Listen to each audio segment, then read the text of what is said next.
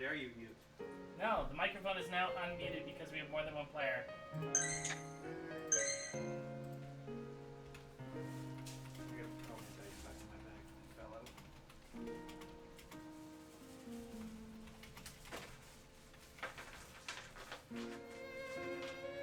Alright, so we've got Mia in the voice chat, and we've got Shizu on route. She has been woken up. Question. Yes. Do you happen to know where my dice went? I ate them. No, the mimic did. There we go. The guy who doesn't even live here and has been here like 5 minutes now. I totally found them. It was all me. They were on my desk. I passed them to him. Lies, slanders, rumors, and lies. God damn it. Alright, I'm going to turn up the voice audio. So voice audio should be good now. Thank you for helping, Mia. Hey, if it works, it works. Can you hear me now? Unfortunately. Not you, Mia.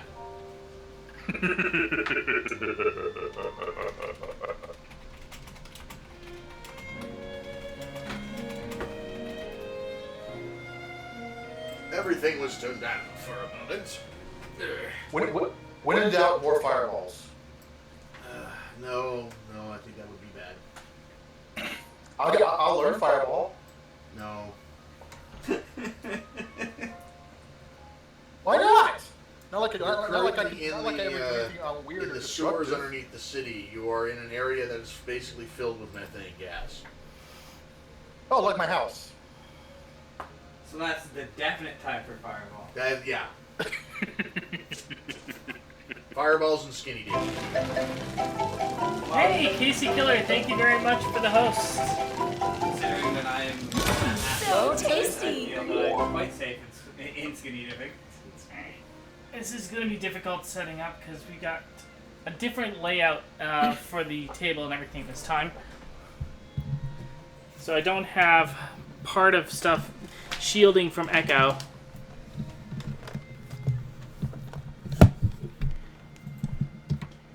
Alright. That should be a bit better to shield from echo.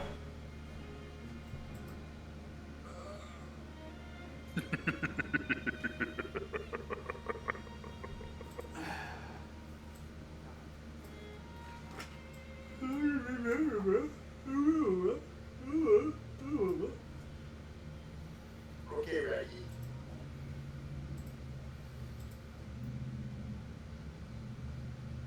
What's scary feet? Alright. I imagine it's going to be a little bit harder for you guys to hear them. I should locate my dice. Because my dice...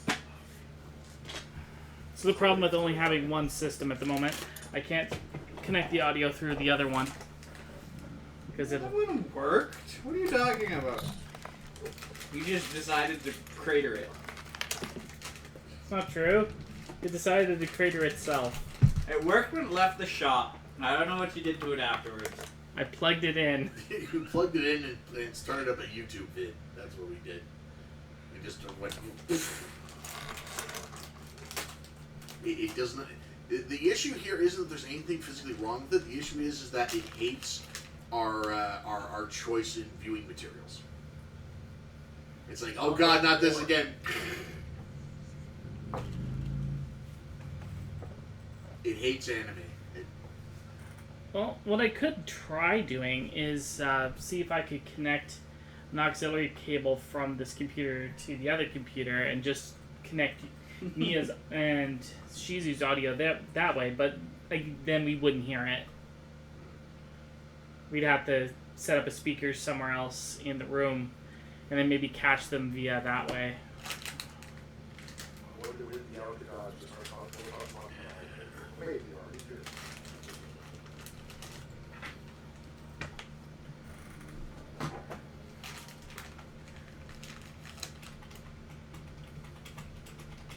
If I was caffeine. If I was caffeine, where would I be? In the fridge. There are also cups and everything. We've been doing mad dishes, so there's lots of clean dishes and cups and stuff. Drink right straight from the thing. Alright. So just waiting on Trevor and Shizu.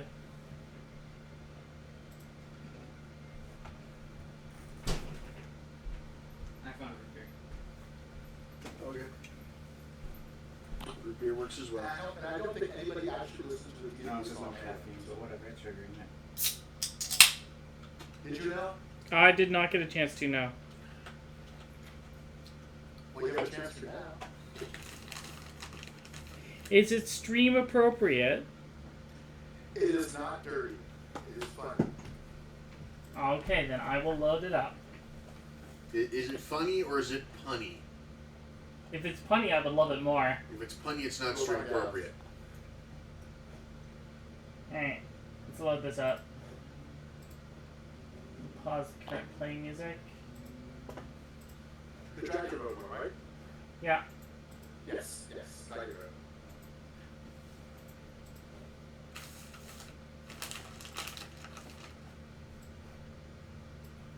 It sums up our group very well.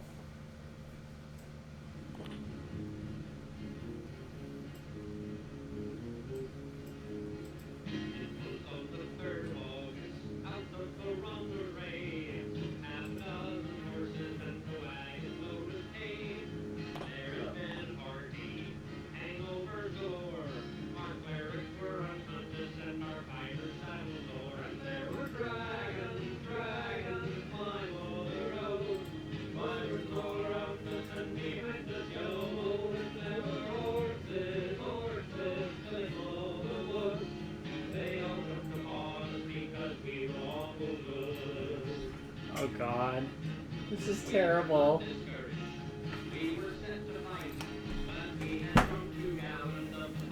I'm tempted to pop off the background screen just so that they could see what you're doing there, Brendan. What are you talking about? I'm watching a trailer for the new Pokemon game.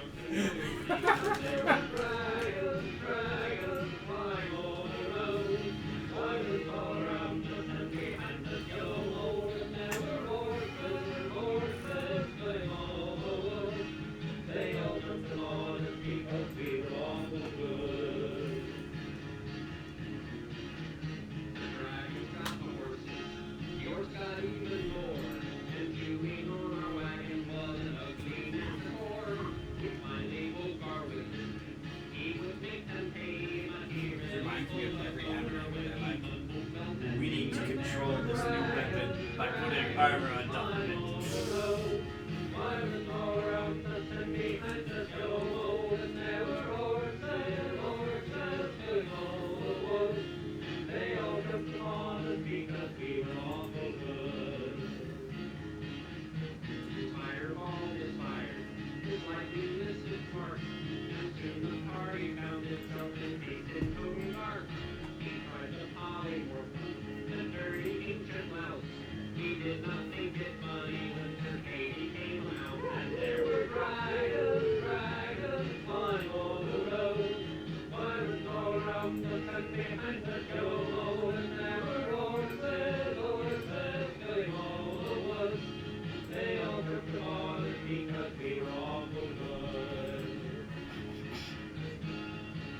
Oh god, this is terrible.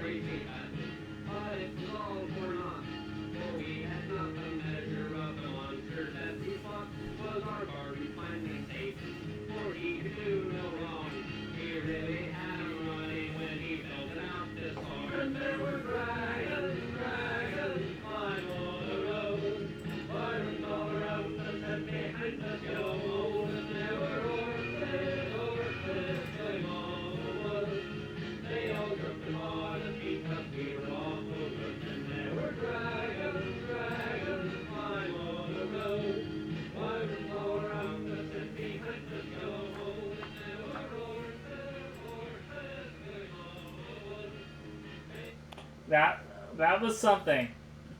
That was something. Most things are something. You may have to be more specific.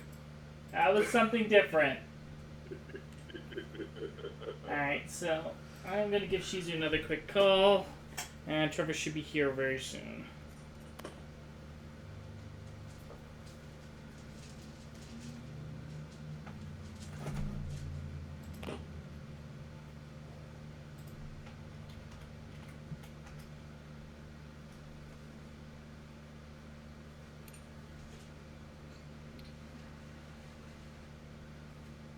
are all the too drunk to know his name?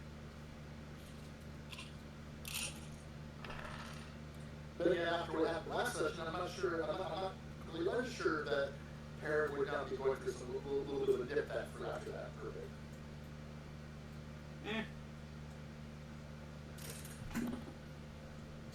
Look, you know, the dwarf is the one who has the drunk thing covered. Don't the rest of you start getting in on that. Union rules and all. But his tenants are to spread his religion. Imagine the effects of the drunk warlock. Why is there a demon stomping throughout the town? But look, I named him Mr. Poopy Butt. It's hilarious. My favorite can summon black temples.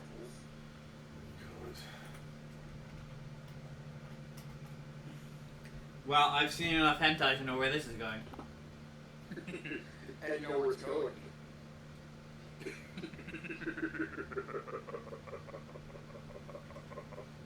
Yeah, no.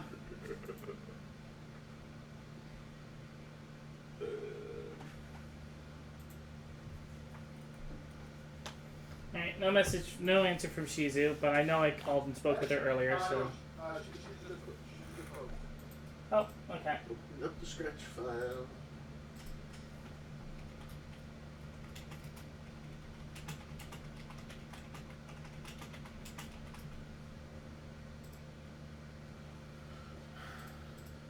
Do-do-do-do. Alright, well, let's get... I got the next music all ready to go. And that's the sound of Trevor. Alright, so just need Cheesy to pop into the Discord call. Little wonder me.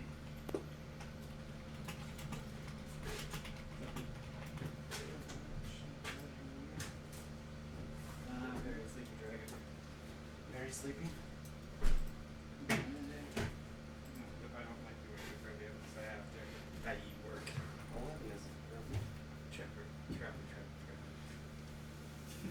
Rethink that statement, please. It isn't most definite, apparently. I think it's would actually have fun if the entire party was all for good. Too much fun. Hey, Shizu. Hello, Shizu.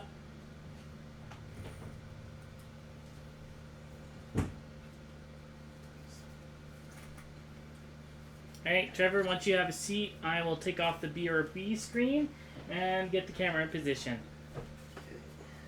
Oh, for a second, it sounded like you're going to take off the We Are Beer screen. Like, Well, that does make sense for that makes sense for the brewmaster. We are beer.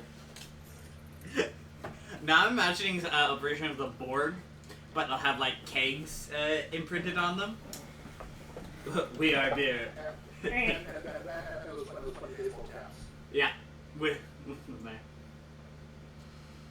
Alright, so that's 3 of the players. I'm going to be managing the PC over here. Make the Delta Quadrant great again, baseball caps. Now the ones with the like the upside down ball. Oh, yeah. Hello, Shizu. Hi, Trav. Yay! You're here for this session? Okay. Does she need to be brought up to speed on exactly what... Probably wouldn't be a bad idea. It would also be good to introduce ourselves again. Pass me the Hershey's things over there. Last time on D&DZ. Last time on D&DZ. Actually, more like last time, you are screwed. True enough. All right, so just to do a start introduction, I am your GM, Valenicus. The Dungeon Master, whose icon is on the far left. Yes. Dwarf. Oh, yeah. I'm Norgrim, Stone Delver, Go ahead and point at your icon. the drunk dwarf, and that's me. Right, Let me go off screen and point. Right there. He's a handsome dude in the top right.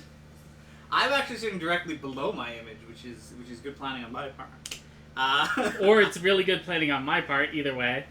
No, I'm taking complete responsibility. Just like you took credit for me finding the dice. What are you talking about? I totally There was no way you were going to know where he was going to sit. I've kind of actually planned that because Trevor always sits there. Well, then you screwed up for me then. Well, I can't exactly have the dungeon master sitting like his image on the group picture. Can I introduce myself, or am I just gonna stay? I'm this image. And No, I'm done with it? I am this person. You're gonna stay. You're that guy. Yeah, I'm this person. That's all the introduction you get. Come on, give us a little bit more detail. I am the Dragonborn Ranger Nisrin Erebeth, who currently is mostly responsible for our delightful situation. Alright. I am the fighter, Nell Celestine, my not character name. Arya Windrider is my character. Do you guys want to point on screen to my character? Somewhere over here. Like, literally, What yeah, of it's these the things? red-haired like- one. Yeah. Haha, I know. One of the red-haired ones. Alright. One of those. The one below is Abby, and she is currently not here, so boop. She is currently lost in the woods somewhere. Yeah, she is not lost in the woods. I said the joke about church rules and woods a while ago. No, she is currently flying to England. She's going to be spending a couple weeks there, so yeah, she can't make it to the game today. What do you mean? Why not? You're not the first person to ask that. That's what I said. I said, like, look, come on, get some of that $100, plain Wi-Fi going. Get on Skype and stop being a whiny bitch. Yeah, that would be a delight for your other passengers. Alright, so we also have our two friends communicating via the internets. Why don't you two go ahead and introduce yourselves again?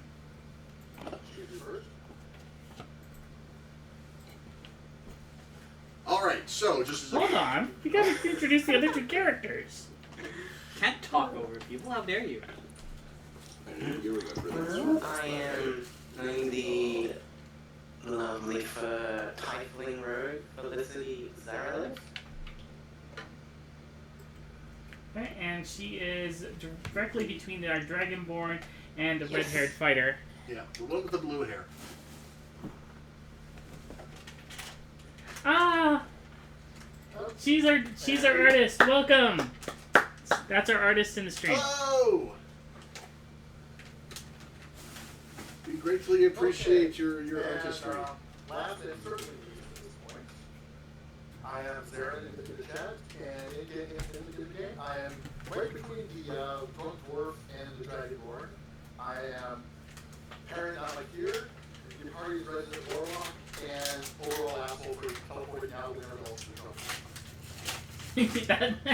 That's true. That is true. Alright, so let's do the last time on D&DZ and get the Shizu and everybody caught up. All right. Awesome. So last time, our party was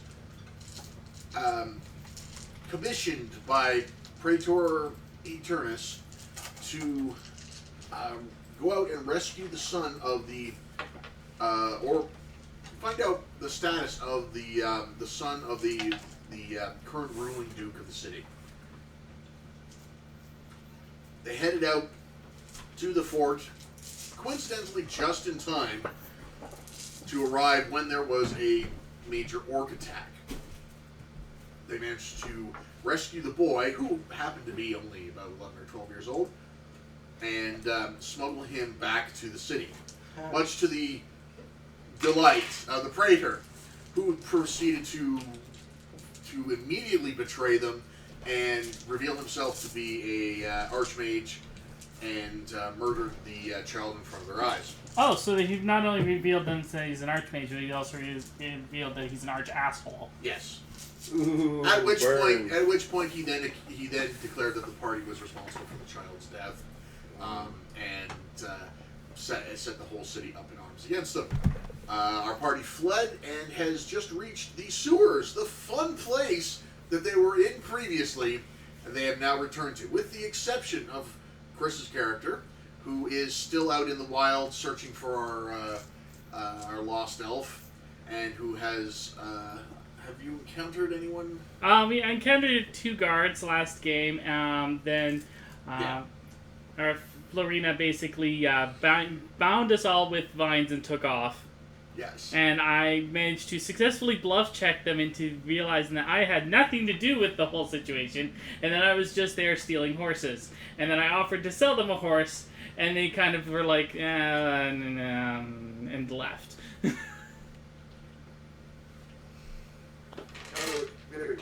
So,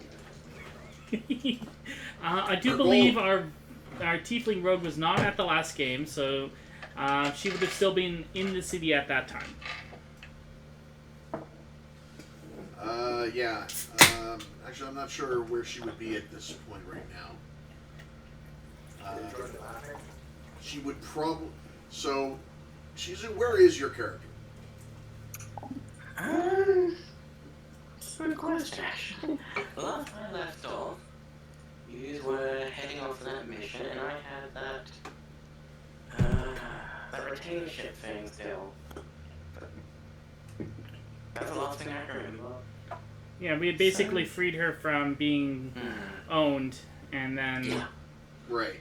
And Well- subsequently we were home. Yeah. Yes. So. So, Shizu, we'll start off with you. Your character would have immediately heard the uproar and the cry that the Duke's son is dead, and the guard basically rallying to try and find these adventurers who had supposedly murdered the Duke's son. You notice that they've already got posters up for them, which is incredibly fast work, given that this apparently just happened today. Suggests that they were prepared in advance. And you of course would recognize most of them as the party that had helped you out.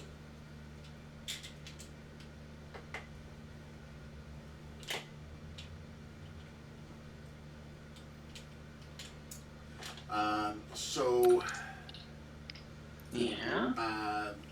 At this point here, what would you do having found this out? I would probably try to do an investigation of my own.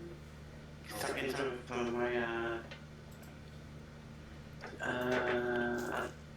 the underground contacts in the city, so I ascertain the truth. See Right. if anyone has any truth on me. Well, there's precious little truth, but there's a lot of evidence of cover-ups. And the one thing you can tell for certain is that they haven't caught them yet, and they're not entirely sure where they've gone, but they've apparently gone to some place that the guard is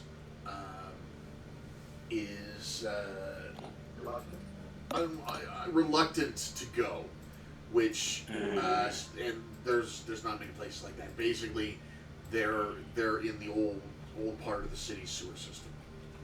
Is the one place that everything seems to point towards, and they are currently actively canvassing for volunteers to go into the sewers to flush them out, and not getting a whole lot of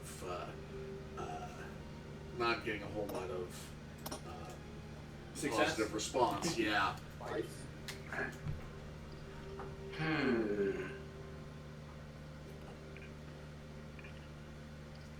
Do they have, they have the entrances to the sewer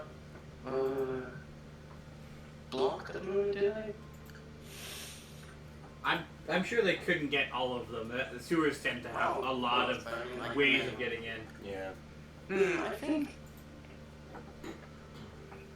since we didn't come out of the main exit last time, I think we'd try and maybe go in the same way we came out last time, rather than the front entrance. I say we go find another gelatinous cube and just. Well, you're currently already underground. I know. Totally. Definitely. Rather than drawing too much attention to myself by volunteering.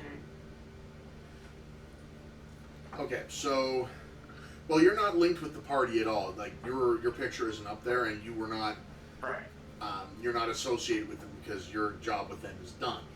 Because I didn't join back with the rest of the group, is my picture up there? Yes, it is, because Okay. you were there when they initially sent you out, when they had the pictures commissioned, because they planned to dirtbag you guys from the start. Okay. What's my bounty Right. like? What? You would need to find the poster to find that Is my out. bounty higher than his bounty? Can I turn him in for his bounty? I can't turn him in. What are you talking Okay. about? Isn't your don't you have a good alignment? Oh, Just- technically his alignment is toxic Just to be inebriated. clear here, the Dragonborn's bounty is approximately 4 times what any of your individual bounties is worth. Damn it, they did research. Yeah. Fuck them. Also, Just just a when little, you think you're out, let's throw just you a back little in. out of stream information. Just before we went live, we had Black Ball Gaming and Seinster subscribe or basically follow the channel. So thank you very much. And yeah, so continuing on. Alright. Now, Miss Rogue, what are you going to do? I suppose I'll Alright, go and so- see what this recruiter has to say. Alright, so the recruiter is basically standing up there holding up the wanted posters, and he's wearing a guardsman uniform, and he's shouting, he's like, any and all sellswords, we're looking for brave men and women to enter into the city's underground labyrinth and flush these criminals out. They are responsible for the death of the Duke's son, and we suspect they had a hand in the fall of our defenses on the shoreline. We believe they are in leagues with the orcs and possibly with the Barang Standard. We offer a fee of 1,000 gold for those willing to enter the catacombs, as well as the full price of the bounty should we secure them due to your actions. Now it should be telling about the opinion of most of the people is that there doesn't seem to be a huge rush of people to take up the fee. He's already doubled it from 500 gold that he had mentioned basically a half hour ago, and he's looking rather haggard at this point as he's not getting as much of a response. Come on, guys. We gotta go get Now the them. question is he giving out the 1,000 gold before they go in? No, it's to whoever finds them or leads to their capture. Yeah, Yeah, they're not that stupid. yeah.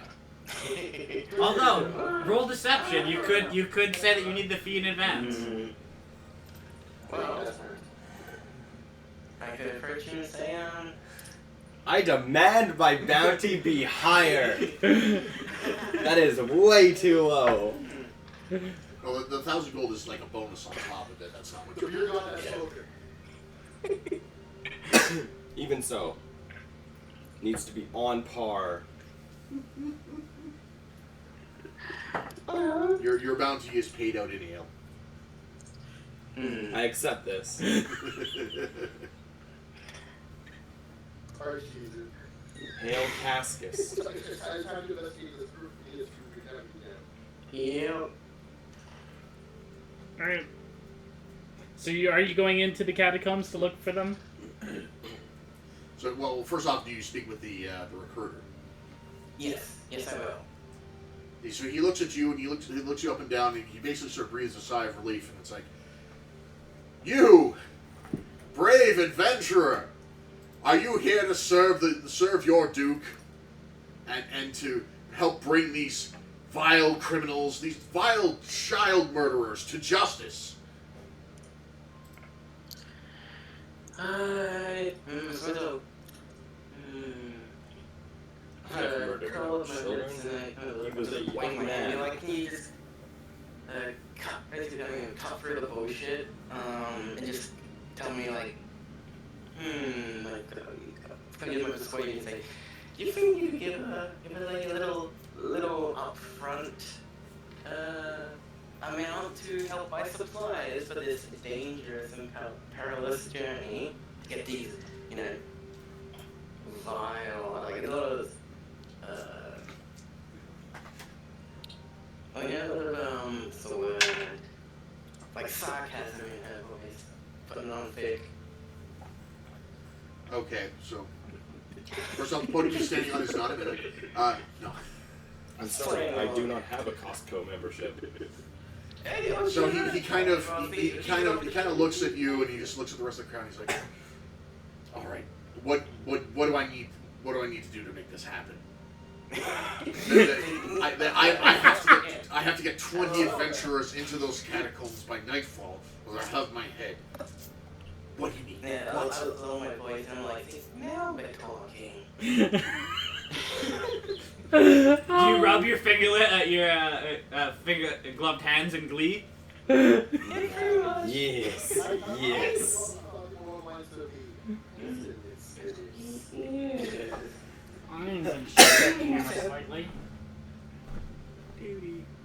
Sounds like your ass is running on the line here. Well, and I don't see anyone else really rushing to make this happen, so I think I'll make it work for girls' time to go in deals. Like, I've seen what's in this, so, Oh. and this doesn't look cheap.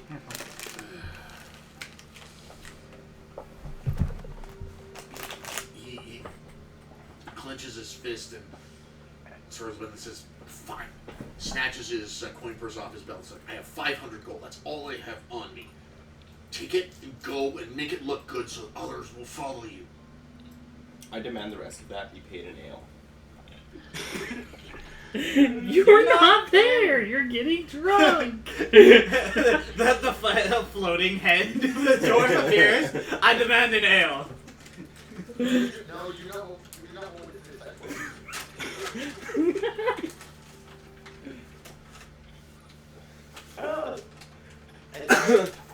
Can you demand the rest of that be paid in ale? Conceal it under my cloak. And then I turn and I'm like, hey, I'm gonna use my performance and charisma to put on a good little show for the people as I walk off. What? Not Like, that where kind is of it? show, Dwarf. Oh. How much drink did you have? Where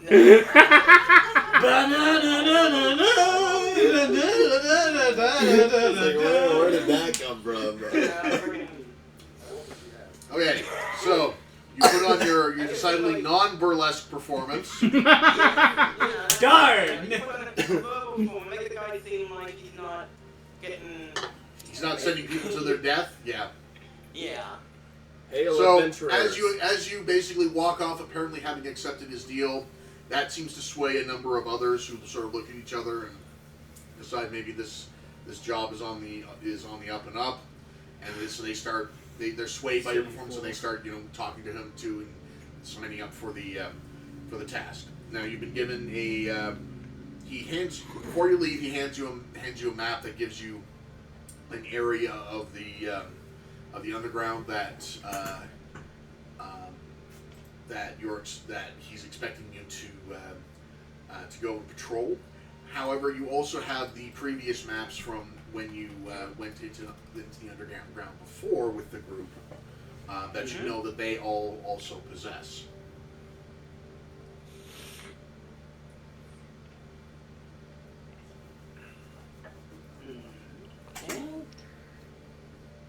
So, we're just going to assume that you're going to enter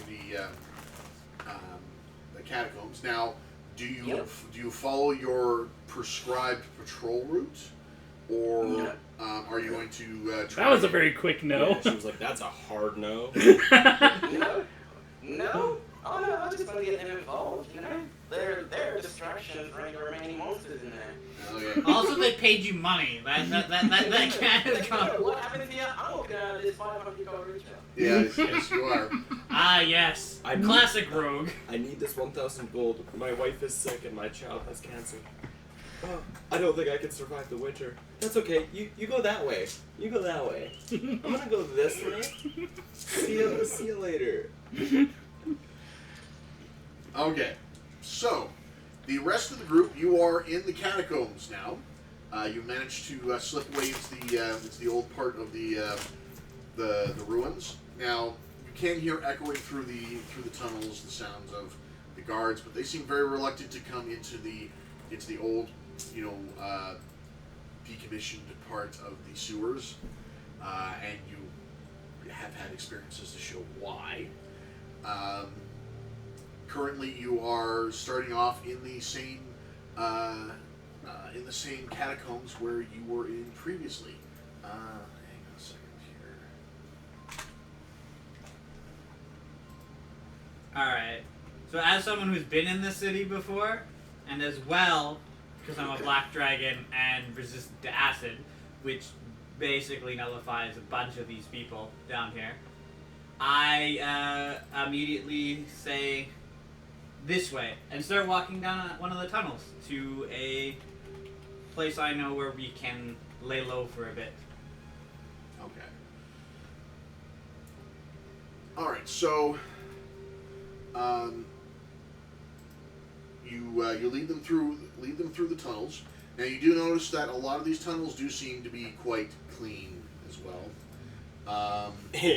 Almost if they were blasted clean. Had a little acid spray going on Just them? a little bit, yes, just a little bit. Oh.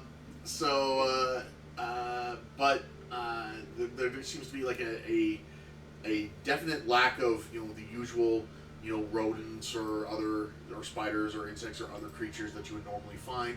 Darn, no Sometimes snacks you see along them the way. poke out of cracks in the wall, but they immediately go back in. But there doesn't seem to be anything really underfoot. It is surprisingly clean. Mr. Clean. However, this also seems to make the other pursuers reluctant to follow you. So as you walk along, your dragon. I forgot what's your character's name again. Nisrin Erebith. Nisrin, right. All right. So Nisrin basically leads you to what seems to be a fairly quiet area in the sewer system. You find that it's actually been it's a little sort of nook off to the side. It actually appears to be dirty. It doesn't appear to have been met by the slime cube maid service, and there do seem to be several boxes and supplies there. This being Nisrin's holdout stash in case things went badly. Cause I've done this once or twice. Yeah. This is one time I go and find yield magic plastic surgery. So for the moment, you have a chance to rest and recover from your injuries, as I remember you guys got beat up a little bit. What? I didn't take 14 arrows and whilst holding a dead kid in my arms. Do you still have the dead kid? What? Yeah. No, I thought you dropped him. No, I dropped him and ran. Didn't you hold your shield behind you or something like that? Or was as I was running away. Yeah. Right, because I was a smart one and was like, hey guys, we should probably leave. And then our warlock teleported. And then nobody heeded your advice, and then I was stuck there with a dead kid. Yeah, because you all rolled good characters. No one rolls good characters for these kinds of things. You're bound by too many moral constraints. Which kind of funny is to have otherworldly patron. All right, so you guys have a chance to rest for a bit. So that's a short rest. That's a short rest. You do have the benefit of a short rest. Damn you. All right, so I don't know what you're talking about. I'm completely fine. Shizu, I'm going to get you to roll your investigation, or perception, or your tracking, or whatever you have you feel that is appropriate. How many hit points can I recover on a short rest? I don't have any of my books. I don't have any of my books. Chris, could you look that up for me? Which books do you need? Well, I just need the player's book of the. I just need to look up a short rest. Here. Yeah, you do. Oh, thank you very much. I'm also going to pass these over. And you got a PHP? PHP. Oh yeah. I got it from her birthday. Hey! Awesome! That means I can keep my PHP over here. I will also pass these over. Yeah. Monsters Manual, Dungeonology, My and Dungeon Master's Guide. And they've announced a new book is coming out in November. Hmm? It's going to be a continuation of the PHB. Really? Yeah, being told from the perspective of a beholder. Whoa.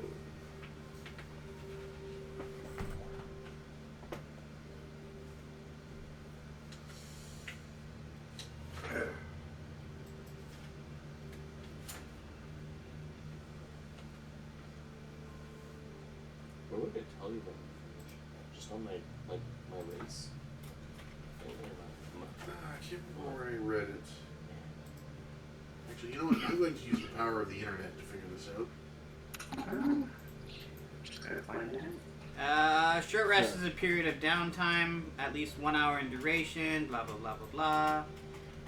Character can spend 1 or more hit dice at the end of a short rest, up to the character's maximum number of hit dice, which is equal to the character's level. For each hit dice that is spent this way, the player rolls a die and adds the character's constitution modifier to it. The character regains hit points equal to the total. The player can decide to spend an additional hit dice for each roll. The character gains some spent hit dice upon finishing a long rest. By the way, I love our artist's comment there. Yeah, it happens often. I find myself often holding some sort of dead thing in my arms. Yeah. Or a severed appendage. I'm imagining at the end of this, we're gonna get you some like kick-ass magical armor, and you're gonna like walk like the Terminator through all this stuff at the end of it, like holding like the things like. Hey, he's already wearing chainmail. Was able to sneak up on a fortress. Yep. That's just because the goblins had really awful perception checks. And whose fault was that? The goblins, apparently. No, I'll go with that. That's my answer. Those goblins were shit. They were. Okay. So So yeah. 1 hit dice? Yeah, you can spend 1 or more hit dice at the up to the character's maximum number of hit dice, which is equal to the character's level. So you guys should be like level. You're like guys are like level 5 now. No, right? we're level 3. You haven't let us level up yet. Yeah. Okay, so you're level 3. Yes. Yes. We were waiting for more experience to hit level 4. You said Well- last game that you're basing that on XP is what basically like this game. Yeah. That's a 0. I still have the notes of all the stuff that you murdered, so that you will get the XP. No. That's a Mhm. As he suddenly starts revamping You listen to messages from others. Yes, go ahead. Stopping. Thinking about it now. Yay. Okay, so you guys have basically an hour-long rest there. You recover some hit points. Shizu, I'll need you to roll your investigation or your tracking or whatever. Okay, so for that, just a reminder, that's the D20 plus your skill modifier.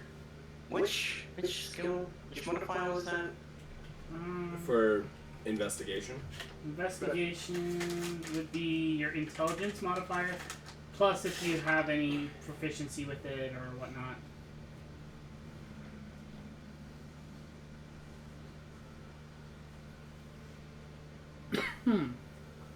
Okay, my intel is 10. You said 1d20 Mm-hmm. modifier. Do I add my intelligence modifier in my investigation modifier? Your investigation modifier should be including your intelligence. Basically, your intelligence modifier by default is your intelligence modifier. You get a +2 if you get an additional +2 if it's something you're proficient in. Oh, right, gotcha. Or possibly plus 4, depending on if that's her expertise skill. That's it. I'll just go by basic information because I don't have it up here. So, Yep.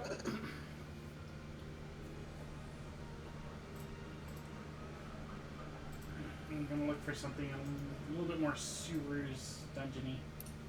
Okay, so this is how much I'm looking, but another one. So it'd be a d20 plus 4, because I have 15 intelligence and I have proficiency in investigation. That's correct, I think? Sounds right.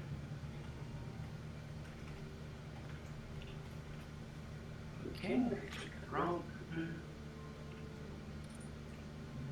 That comes to a total of 22.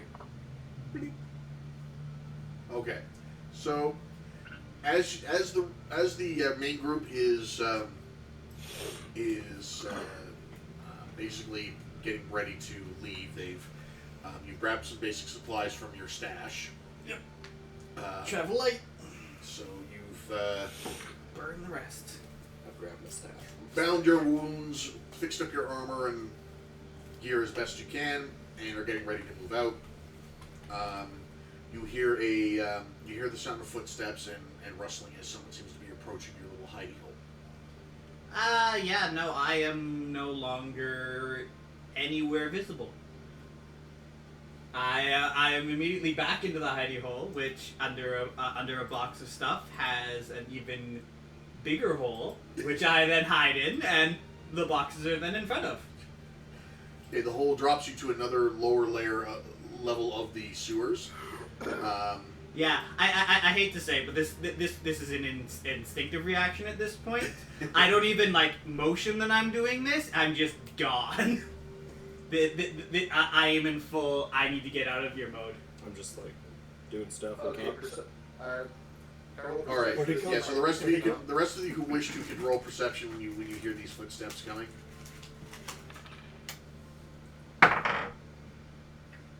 Ooh, okay. 1 second. I'm also gonna roll perception to see what I can hear from where I am. That's not. That's 16. 13. That's 13. Okay. You can hear. You're probably complaining that you could hear better about what's happening if it wasn't for how loud those footsteps are. Shut up with the footsteps. I can't hear things. Zarin, you can tell that it's a single set of footsteps, and that they sound relatively light. So a smaller person is coming in. Does not sound like the heavy thud that you would expect from someone in guard armor. And what did you roll? It's plus wisdom, right? Yeah. Modifier. So then that is 14. 14? Okay, so you basically sense more or less the same thing that Zarin does. Oh. What? I was one off. Really? Unbelievable. I also have a little bit of skill in doing this, so... Okay. So, what do you do? Are you going to... I assume that this You're in the hole. Yeah, the even lower level of the sewer is even more... People don't want to go here. Yeah. Yeah. So I'm sticking close to my hole to continue to hear what's going on. The box in front of my hole looks heavy, but really isn't. So it's thin enough that I can hear stuff. But do continue, rest of you. Also, Chris, if you get a chance, I need the monster guy. I walk. Oh wow, man, that was subtle. Hey Chris, we're starting. We're kind of sort of starting an encounter. I need the monster guy. But no, I don't need it right now. Specifically stuff at the end where the big stuff is. Yeah. Got it. I want to go investigate those footsteps. Obvious danger walking towards me. let me go look at it. Let me go say hi. All right. Please tell me you offer them beer. I don't see why you guys think I would do something. Vampire smelling. No. All right. So, all right, Zarin, what are you doing? I said I'm back here further through. Just basically keep an eye and ear on what's going on. Okay. The dark doesn't really bother me because I can kind of see in the dark. So Right, but you're walking backwards, right? carefully, yes. Okay. Darn, because I was gonna say you stumble over a bunch of my stuff that I just left out. Yeah, because otherwise I was going to make you roll for it. Because I was gonna see if you were going to tumble backwards and through down through the hole, laying on top of the dragon blood. All right. So you're going to go out and investigate. Yeah. So you go out, peek your head around. I want you and Shizu to both roll perception. Okay. So Shizu's sticking close to Nistrin's hole. I am a. I wanted to. No, I'm definitely that type of girl. Go right ahead. Actually, it's Aaron who's getting closer to it. Yeah, Zarin. Shizu's not there yet. Oh, yeah. My bad. Still. Oh, goodness gracious me. Do you I want don't- to roll? I don't think saying hi Yeah, is you the need right to thing roll- to do. Perception was it? Yes. Yeah, Is perception. that what I was rolling? What did you roll? Oh, I rolled a 9. You have plus, even plus modifiers. I don't have any modifiers. I'm not.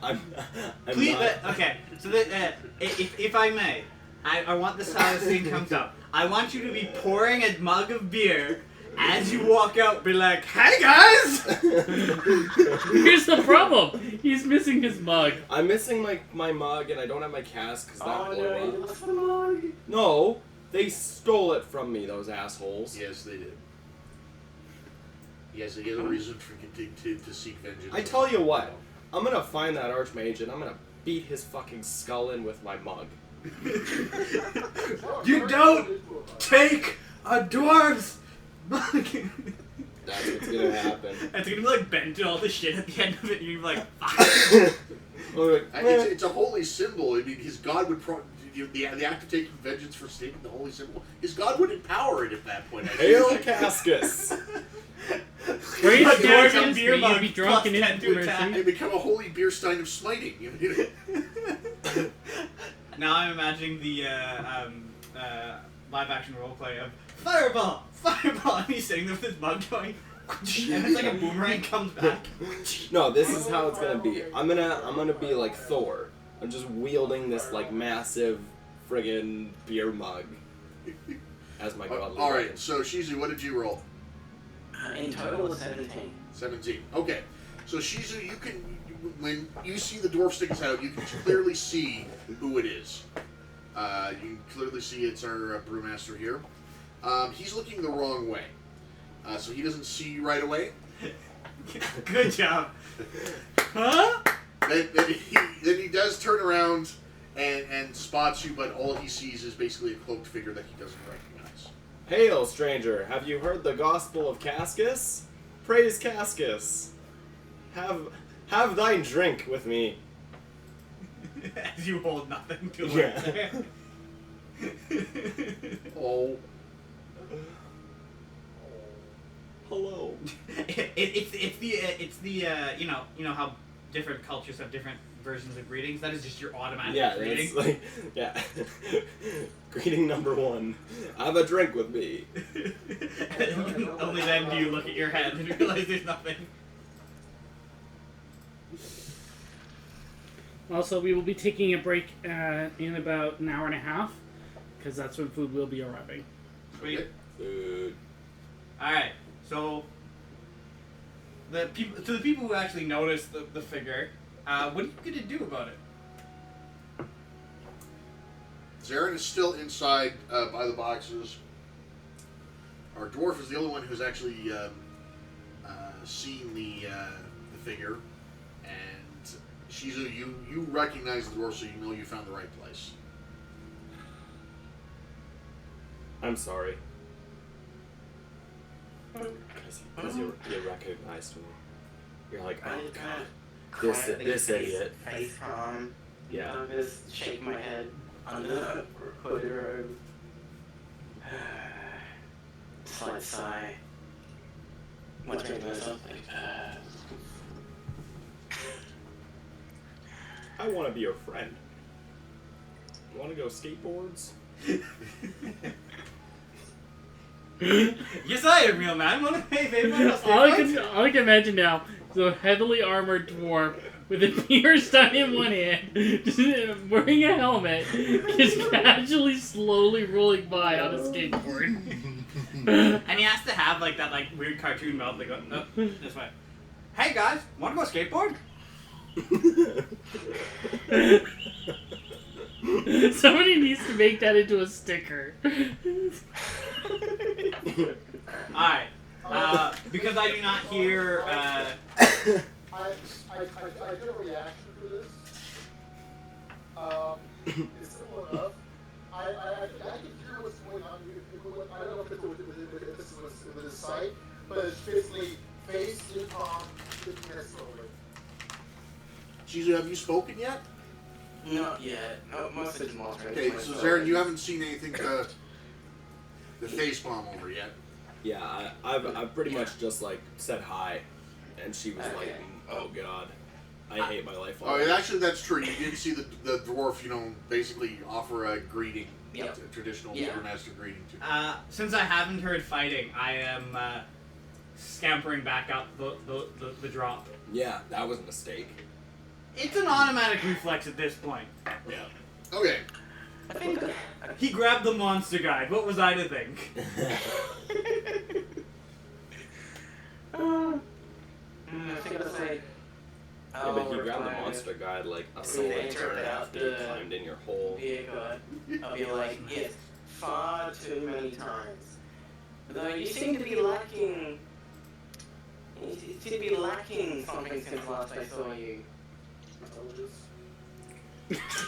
Best comment of the game. I don't have my beer. He's going sober. This Please tell me he goes sober like Bender goes sober.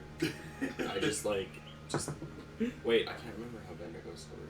He basically starts acting drunk and The opposite. Yeah, he basically. Oh, really? Yeah. That's hilarious. Bender going sober is basically the robotic equivalent of going alcoholic. Hi. How are you?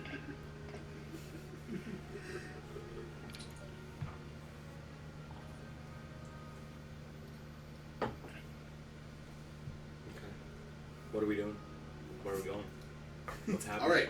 So now your situation is the group is back together. Yeah.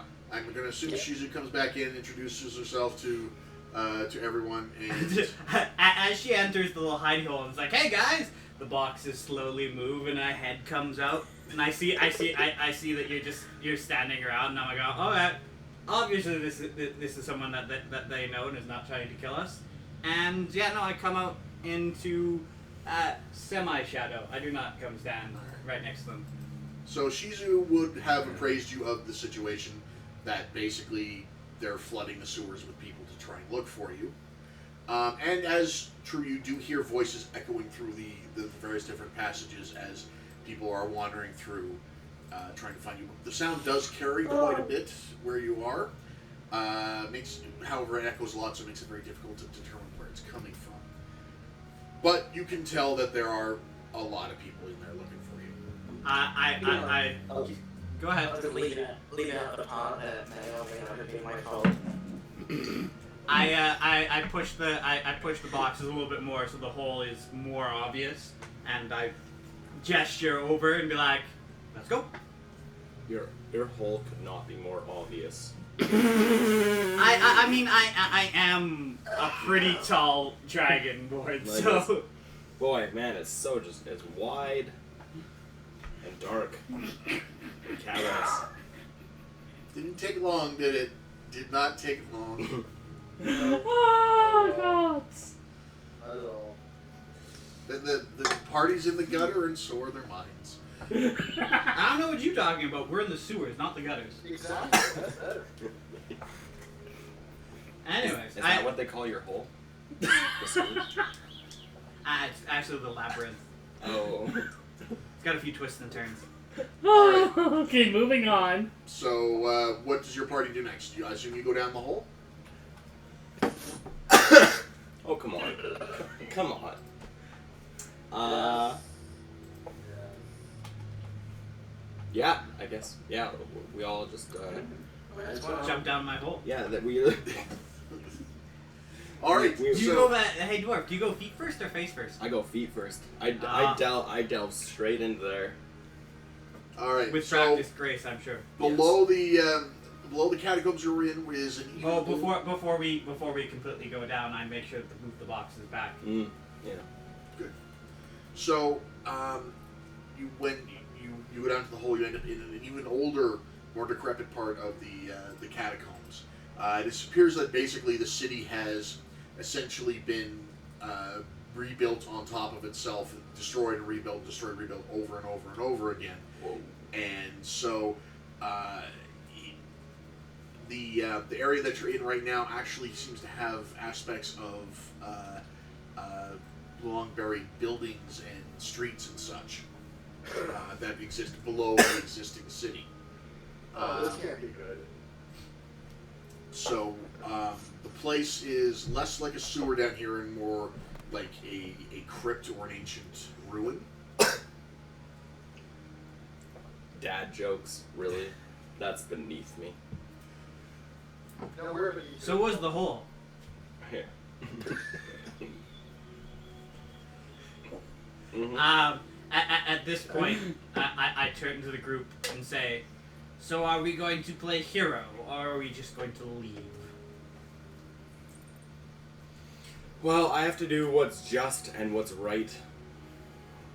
So, drink beer. we're going to play the hero. So that's one vote for hero.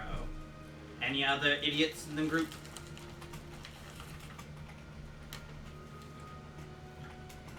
Parents simply shrugs. And I started looking at one of the books. From somewhere on the plains, heroes. Never die. No, they just kind of sequels. Yeah. Or the DM is just really lenient and says, I'm not gonna kill you yet. Fine, I'll just let it go. No, what ended up happening was Sombra just hacked the DM. Yeah. Alright, so do we have a consensus? What are we doing? Does anybody have any Playing beer? hero is never really my forte. Wow, Well, this seeing is... as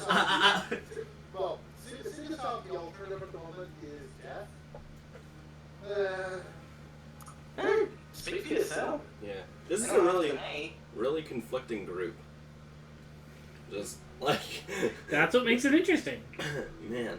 I turn toward the rogue and go, finally, someone who sees reason. I've already made quite the... Stop filing that guard sack.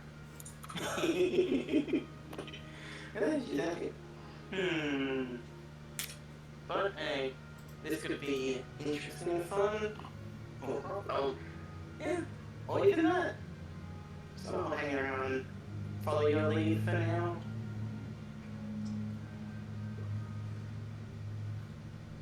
Alright, so as for your current situation, you're currently in the old catacombs underneath the sewers, underneath the city. You don't have a map of this area, but you do have a basic idea of where you are relative to the city. You're more in the northern part of the... is it north? Yeah. Sorry, you're more in the southern part of the city. And you know that if you continue to head north, you will eventually reach the that there are a number of old outflows to the ocean, and that's most likely your best bet to reaching the surface without coming up Well, inside the city itself. if we're in Nisrin's hole, wouldn't he have a better knowledge of the... She. Oh, she. She would. It depends on how well Nisrin has mapped it out. So I'll make you roll for that. You just want perception, or what do you want? Yeah. Let's. Intelligence. Yeah, let's do an intelligence one. So it's basically how much did you think ahead to map this out? Oh, hopefully I thought ahead. I have no modifier for this. That helpful. That's a 6. That is definitely a. I'm gonna assume that's a 6. 6 or a 9. I can't really tell. Is that where's the dot? Is there a dot? Dot is on the bottom. So, okay. What if the dot's on the bottom? Then what is the number? Dot is always on the bottom of the number. So then it would be a 6 then, I guess. See, you did not map it out very well. At all. So So- this was last resort. yeah, so basically you unfortunately have to tell them that you haven't had a chance to map out your escape route as of yet. You ran into difficulties trying to map the place out and didn't get back to it. So you have a Yeah, someone blew up a slime cube, and it totally just threw off my map. It collapsed. It collapsed the passageway that you were going to use. Wow, I wonder who would have been so cruel as to do that. I have no idea. Well, Some hey. real idiots who thought that lighting a slime on fire was a good idea. I didn't light the slime on fire. I got mine with me. Why are y'all pointing fingers at me? I think it was more the whole going I swimming in the slime that probably. So it's the blind leading the blind. I'm sure I would at least have some inclinations of which one leads, at least in the general direction. Right. So I mean, it would basically come down to what your pathfinding skills are. So you would have a general idea of which way to go because you would know the city, and you know where you are in the city. You know where the city you are below. So you would have a general sense of which way you would need to go to. Considering I'm a ranger and city is my preferred territory, my pathfinding skills are pretty good. Yeah. Cascus will guide me. Oh god! You realize that drunk people don't usually go straight nor to where they want to go. I'll have Alright, you know, so- sir, I am 4 hours sober. So the room that you're in has an exit to it, and you have a passageway that goes either left or right.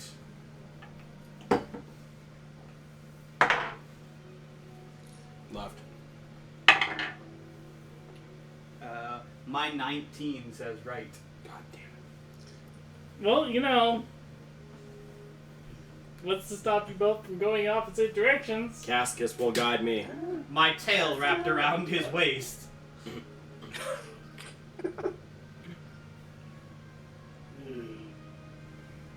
Okay, and so I'm assuming the party's deciding to go right. I guess so. I did a perception check, and Yeah. this was the best route. Okay, so assuming that no one's going to do anything stupid and suicidal and go off on their own. Now you do find materials. There are materials in the hole to make torches, so you can each have a torch. And I assume also that you thought ahead enough to have a compass. What? Yeah, I did. Did you? Go ahead, what? What? Even if you didn't, I'm giving it to you. So The Yeah, compass. because I don't want you to spend forever in here lost forever. Great, I can now find the Oh. boss room and all the chests. The Holy Cascus Compass. It's like from the novelty compass. Yeah, And it's written around the time. All it does is actually just point to the closest collection of ale. Yeah, it's got no. Because, yeah. Mine was gonna go off his pants. It is magically attuned to the closest of a chain of taverns. Yeah. Cascus or us. Alcohol. All right, so you continue off to the right.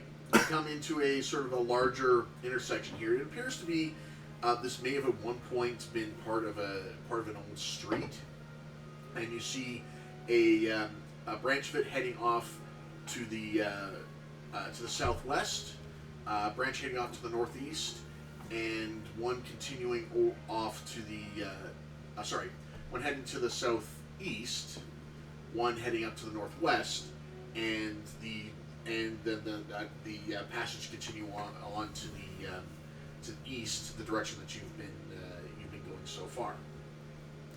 On a side note, pretty much as we're walking along, parents looking around, just basically, like we're taking in down the surroundings, like we're looking for bits to catch his eye. All right, you can tell the architecture is a lot. It's got some echoes of the current city, but it looks much older, much more primitive. It looks like this was probably an older, smaller version of the city, and you can see that. Is it like stone construction or is it like It's wood it's mortar stone. huts? It's kind stone of stuff? and brick for the most part. What you're walking on is cobblestone, and it looks like there are some places where it was either filled in or shored up. It looks like they built in stone supports when they started to build the new city on top of it. You can also see that that a lot of it has what does remain does look damaged and such. So it looks like something fairly significant happened here when this city was essentially razed to the ground. Cool beans. And with that, we should probably take our first short break. It's been about an hour. Okay. So we'll take a 5-minute break here, and we'll come back. 5 minutes. Get a drink, go to the bathroom, all Yep. that kind of stuff. Get a beer. Yeah, Cascus didn't provide this time. I did not. It's No. sadly it's morning still, and Cascus doesn't drink past noon, or anywhere before noon rather. It's Cascus. Of course he would. Well, Cascus would. Sorry, Norgrim would not. Well, Technically, he's fast. technically it is a little bit past noon now. Well, wow, you guys are really painting me into a corner here. I suppose there's another way you could say it. You're drinking me It's under high the table? noon. Here we go. Goodness gracious. You You were making Overwatch jokes earlier. You were not expecting I that? made one. I don't think that Cascus would have stopped drinking is the thing. You know, he definitely wouldn't, and I would not either. If I if I had my Stein still, but sadly, Chris, there was a plug-in over here, was there not? Yeah, that's behind the couch. Behind the couch? Yeah. Behind the couch. Behind the That's right, couch. Over by somewhere by the Magikarp plush. Yeah. Magikarp, you splash. It's a critical hit. I did not Have you not seen Magikarp Jump? No, I haven't. It's a new mobile game where you have Magikarp and you're fighting against other Magikarps, and it's all about who can jump whose Magikarp can jump the highest. Really? Yes. That sounds glorious. It's just as silly as you think it is. Yeah, seriously, it is. Sounds very silly. It's all about Magikarp. Corp. Chris, what's your Wi-Fi? I'm gonna mute the microphone so we can give that.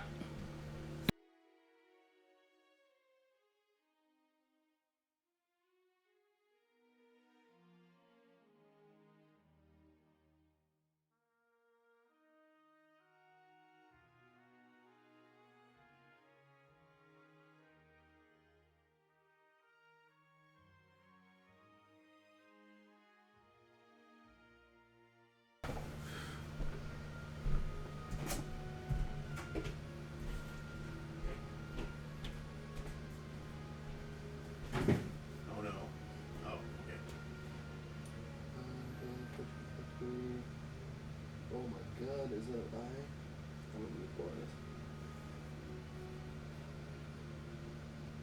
Okay.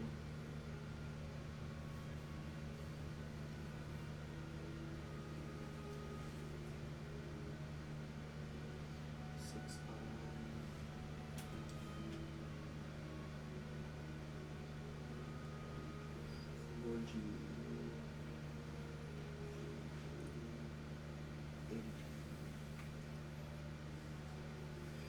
The other question is if someone is playing Pokemon. I am not currently playing Magikarp Jump myself. Didn't you? Oh, you changed my back? You muted. I thought you muted the mic. I did, and then I took the picture. No. Oh, okay. Wait, you muted the mic so you could take a picture of the. Well, I thought about saying it out loud, and then I just I could just take a picture.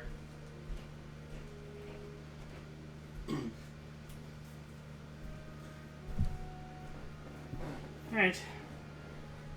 Anybody else have to go to the bathroom or anything before we come back up? I think we're good. Wow, Magikarp Jump, first hit. I'm good. Zarin? I'll take that as a yes. Alright, I'm bringing this back live. Okay. All right then.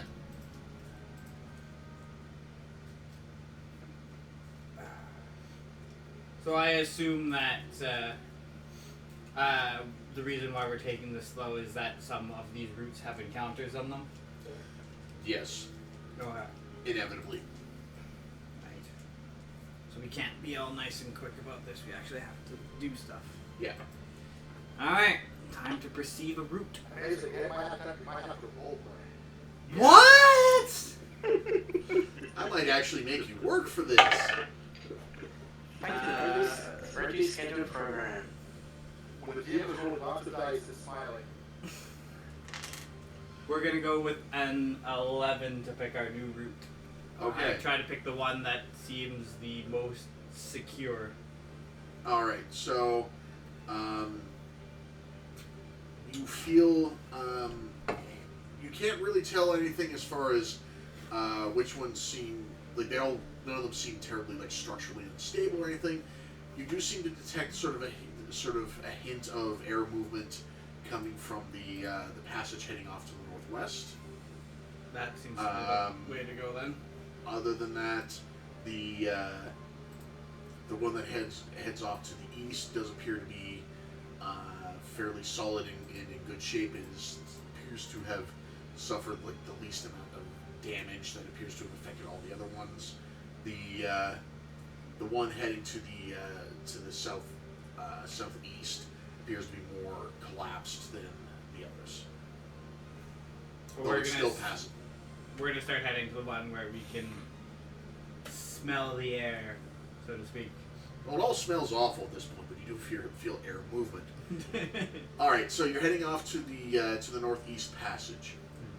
As you continue on, you have a choice of either taking a right turn and heading off to a branching passage that's going to the northeast, or continuing on where the passage actually curves off to the west. Now, the northeast passage is in bad shape. It looks more like it's a collection of rubble that happens to have, A way through. a way through it than it does actually an actual intended passage, and it does appear that a lot of that rickety rubble is load bearing, and the other passage, however, appears to be in much better shape, but it is curving and heading almost directly west now. I set off with the more secure tunnel. I'm not gonna risk getting trapped. All right. So as you continue off, the tunnel turns to the west. You have some alcoves on either side of the passage there that have various random things in them. Anything worthwhile? Do a roll, perception check. Oh, whoever wants to take a look. I'll take a look. New sign for Mama. No, why not? 15. 15. Okay. Hold on. Shizu and Baron are rolling. 18. I'm rolling horrible. I got a 9. Baron got an 18, and what about Shizu? I got a 16. We got a magic herb chapel. All right. So you don't notice anything that seems to be of any terrible interest to you. Zarin and Shizu, you see various things there that might be of use. There are some what look like serviceable coils of rope, and there are some. It looks like cloth that isn't totally rotted away, as well as a few rusted out old metal tools, and what looks like some rotten food stores that may have been, or what may have once been food and is rotted away to dust years ago. I have a question real quick. Yeah? You said, okay, rotten tomato is running would I roll perception to see if any might have disturbed said food at any time recently before it went dust? No. Okay. Yeah, your current roll, nothing looks like it's disturbed anything Okay. here for quite a while. Yeah, if it's gotten to the point where it's dust at this point, like not even like a mush that you could tell. Well, was you know, once- one never knows what might be the dust. No, Grim, you can see several barrels have look like they may have been alcohol barrels, and they have XXX on them. Would you like to investigate further? Yes. All right. Yes. Roll again. Would you like to know more? Oh, that's so. 5. 17. After modifiers. 17. All right. Oh, investigation. Wait, what stat is investigation? Perception. Perception. Okay, no. Intelligence is investigation, right? Yeah. All right. So you basically in your enthusiasm to check the first one, you rip open the top and you find that it's empty and dry and full of dust. Zarin, however, finds that there is a smaller, though still decently sizable cask that has remained sealed in the back that is still full of some sort of liquid. Not immediately identifiable, but from the whiff you can take of it, it is definitely alcohol. All right. Norgrim dives straight in. Are there any markings on the cast barrel or whatever that might say what it is? They're mostly worn away, but it's something reserve. Something about rye. Royal Ritzler. Norgrim, I found your breakfast. Woo! All right. Knock yourself out, please. All right. So you have found yourself some ale. Well, not ale. Technically whiskey. Whiskey that has been down there for a very long time. Probably mostly Aged well. This is basically almost pure alcohol at this I was point. gonna say, wouldn't it separate after this much time? No, whiskey was separate. Whiskey was separate. It's a still liquor, so yeah, it was just probably more potent.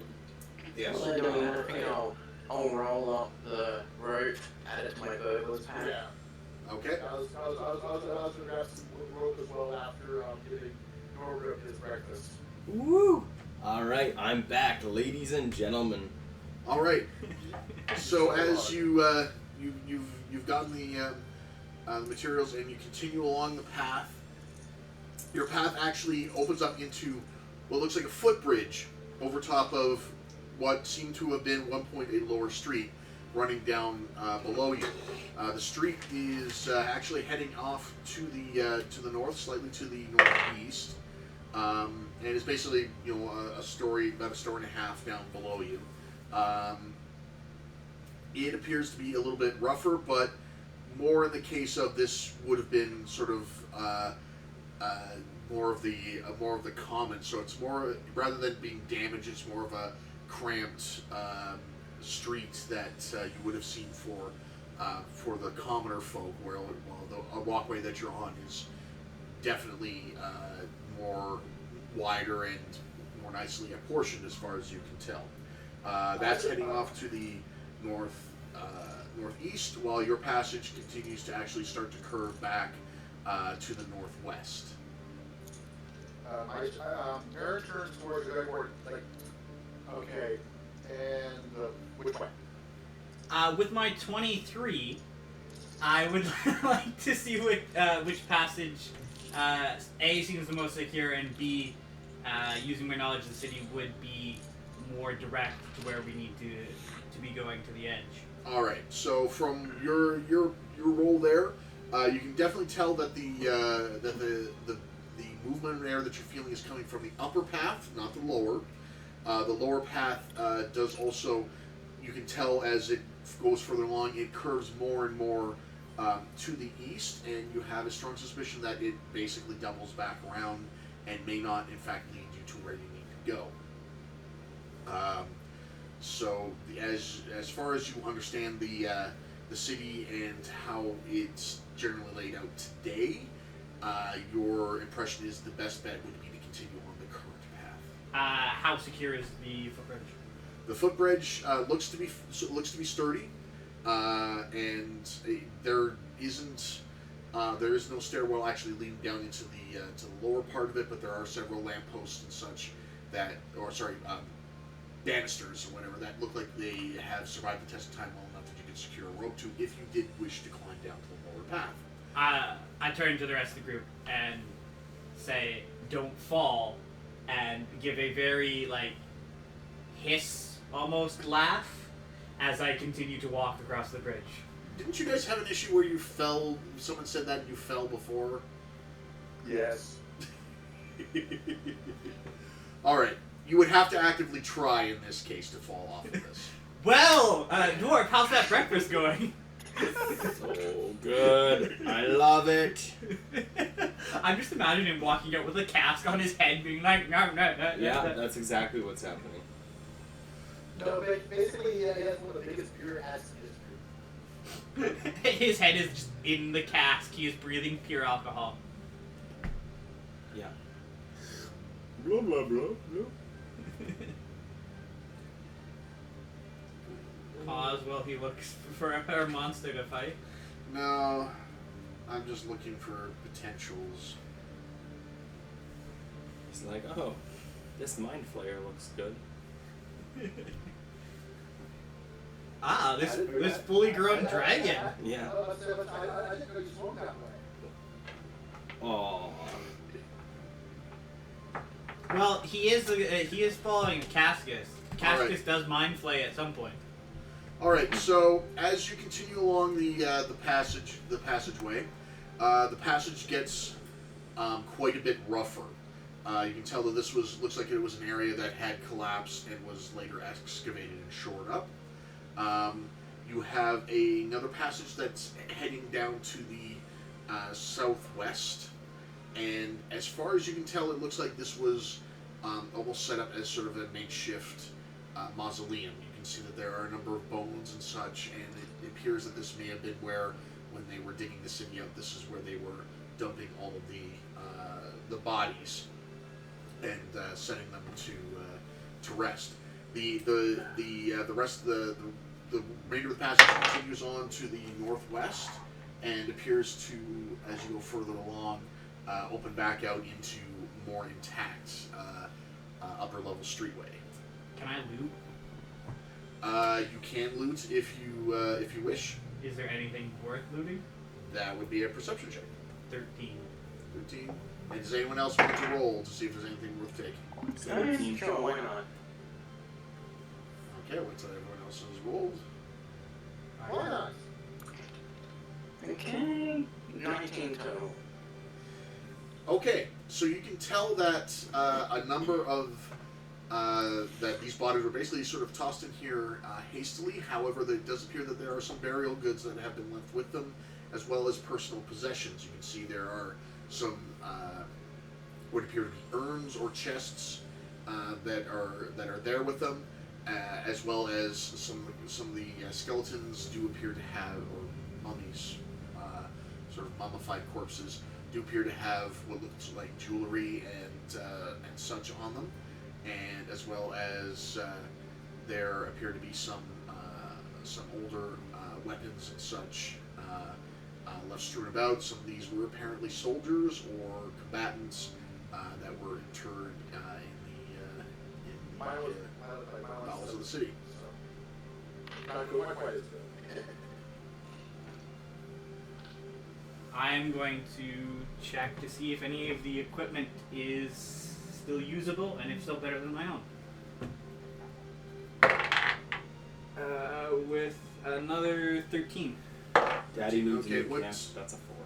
What kind of gear do you have? I am mostly leather armor and archery, so longbows and stuff like that. And I had a our leather paladin? armor, rapier, short bow, and Paladin daggers. rolled a 4, so Okay, so nothing looks of interest to you. I think our rogue was rolling as well. Were you looking for stuff as well? Yes, I was. I'll take my turn after the road. Okay. So Okay, so nothing immediately looks like it's better than what you have, although it does look like if then maybe with a little bit of digging, you might be able to find something useful. It does appear that there are it's a lot of rusted metal that you can see in there, but you do see it looks like there are there you could see a quiver there with a few old arrows in it. There may be more there. You can't tell at the moment. right, I pick up an arrow, look at it, see that it's warped with age, put it back, and head towards the one of the exits. Okay. Anyone else? Sure. Probably not 12. 12. Similar, you don't really see anything of value in there. There's like a few old scrolls there, but they all look basically of the age that if you touch them, they'll crumble to dust. And if you do try, they will indeed crumble to dust. Yay, free dust! Was anyone else checking? I already checked. No. Shizu? Yes? Were you checking to see if there was anything worthwhile in there? Oh, I didn't already do that. Well, that was the perception check was, I guess to Oh, right. Okay, so it's modified 3. Roll. I got an 18. see. Okay. You pull out a set of daggers that are modeled after Excalibur. Instant kill all enemies. I need like a box or something to roll in. Hang on a second. I got it. We're good. So would you say that there were like plenty of bone dust around there? Bone dust? Yes. Yeah, tons. Okay, so sorry, Shizu, you can see that there are a number of weapons there that at one point, a number of pieces of equipment there that at one point would have been quite excellent, but the passage of time has not been kind to them, and they are basically all rusted and useless now. Alright. All right then. So your Dragonborn is headed off to the northwest, I was going to do one thing towards the other there. right? I have a little spare pouch and filled with bone dust. A little bone dust. All right. Yes. All right. So your Dragonborn is heading off to the northwest now. Okay, we'll follow you after. All right, and you come into another passageway that has cubby holes on either side, and it's very much like the one before, with a bunch of like old equipment and empty barrels and stuff.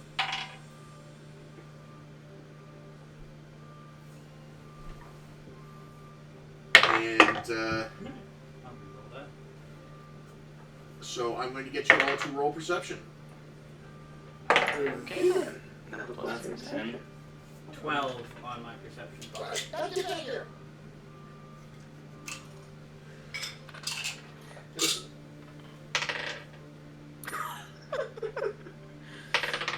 Guys, getting away from you. Yeah. Okay, I'm using this dice for 17. 17. Yes. Okay. Anyone? Shizu, what did you get? I got a total of 22. 22. And Norbert? Nice plus for 10. 10. Okay. Shizu and Zarin, you can Yes. both see that one of the barrels is breathing perceptibly. Breathing. Breathing. This reminds me of a joke regarding a table in a lawn. Yeah. Yeah. Aaron pauses and steps away from the breathing barrel. I put my arms out towards the other two and make something. Oh, well, as soon as the warlock stops, I have stopped. We might not be alone here. Ah, you noticed that too, huh? Yeah, no, and my weapon is drawn, and I am looking where you're looking.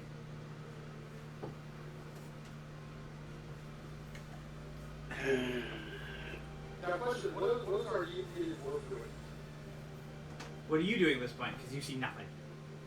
Yeah, I'm just got my head in that cast, man. Yeah. Like, there's a reason I'm not seeing anything. Bumped you from behind. Okay, what you know? You guys have to physically tell me, hey, Norgrim, there's something out there.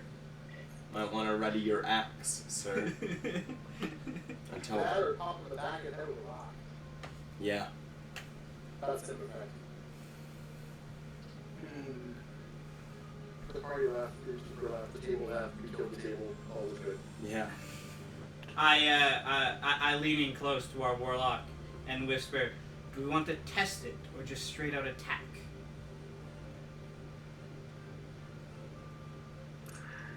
Well, unless you're the greedy, so I find it's best to avoid these things unless necessary. That's usually, we're trying to get out of this place intact and leaving a trail of our scattered body parts doesn't seem to be a way. So especially get the better part of getting out of it.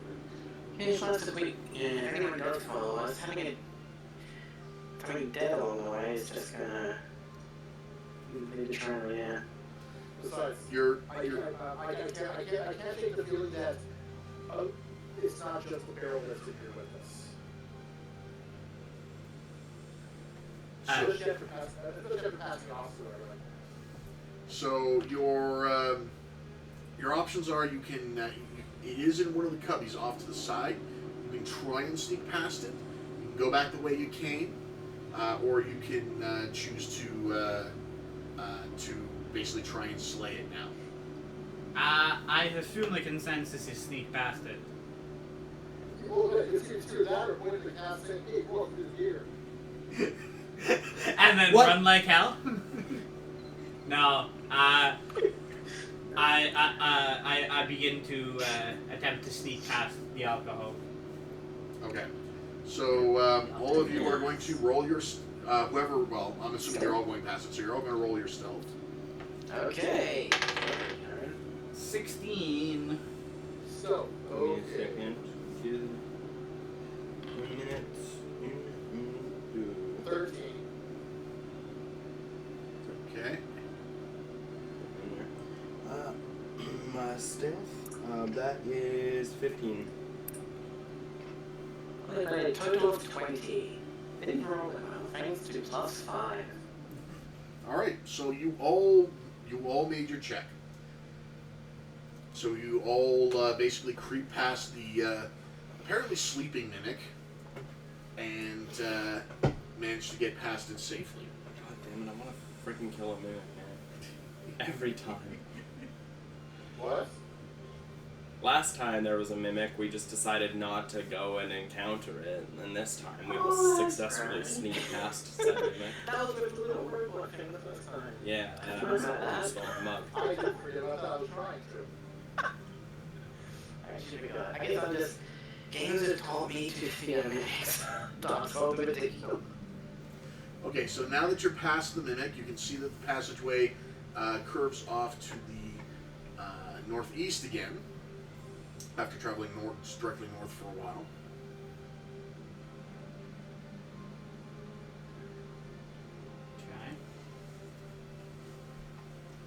Okay, and this gets into more of these collapsed mausoleum style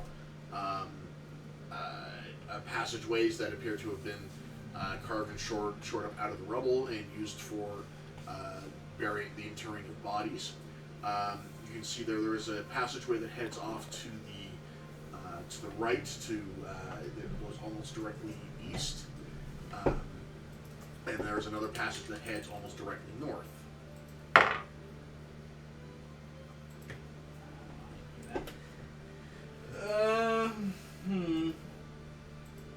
Let's confer with the group.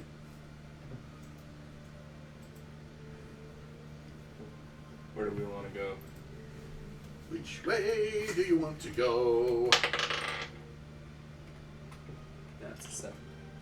Which doom are you going to choose? That's 16. Okay, so 16, 7. Anyone else want to figure out where we're going? 3. Harry's ready to back towards the kid. Yeah. Definitely. That barrel looked so interesting. We should go back. So, Well, actually, the barrel is interesting, and that's why you kept the roll there. It's like it is interesting. Alright, anyone else? Shizu? I only got a 15. Okay. The 16 is still higher. Alright, so the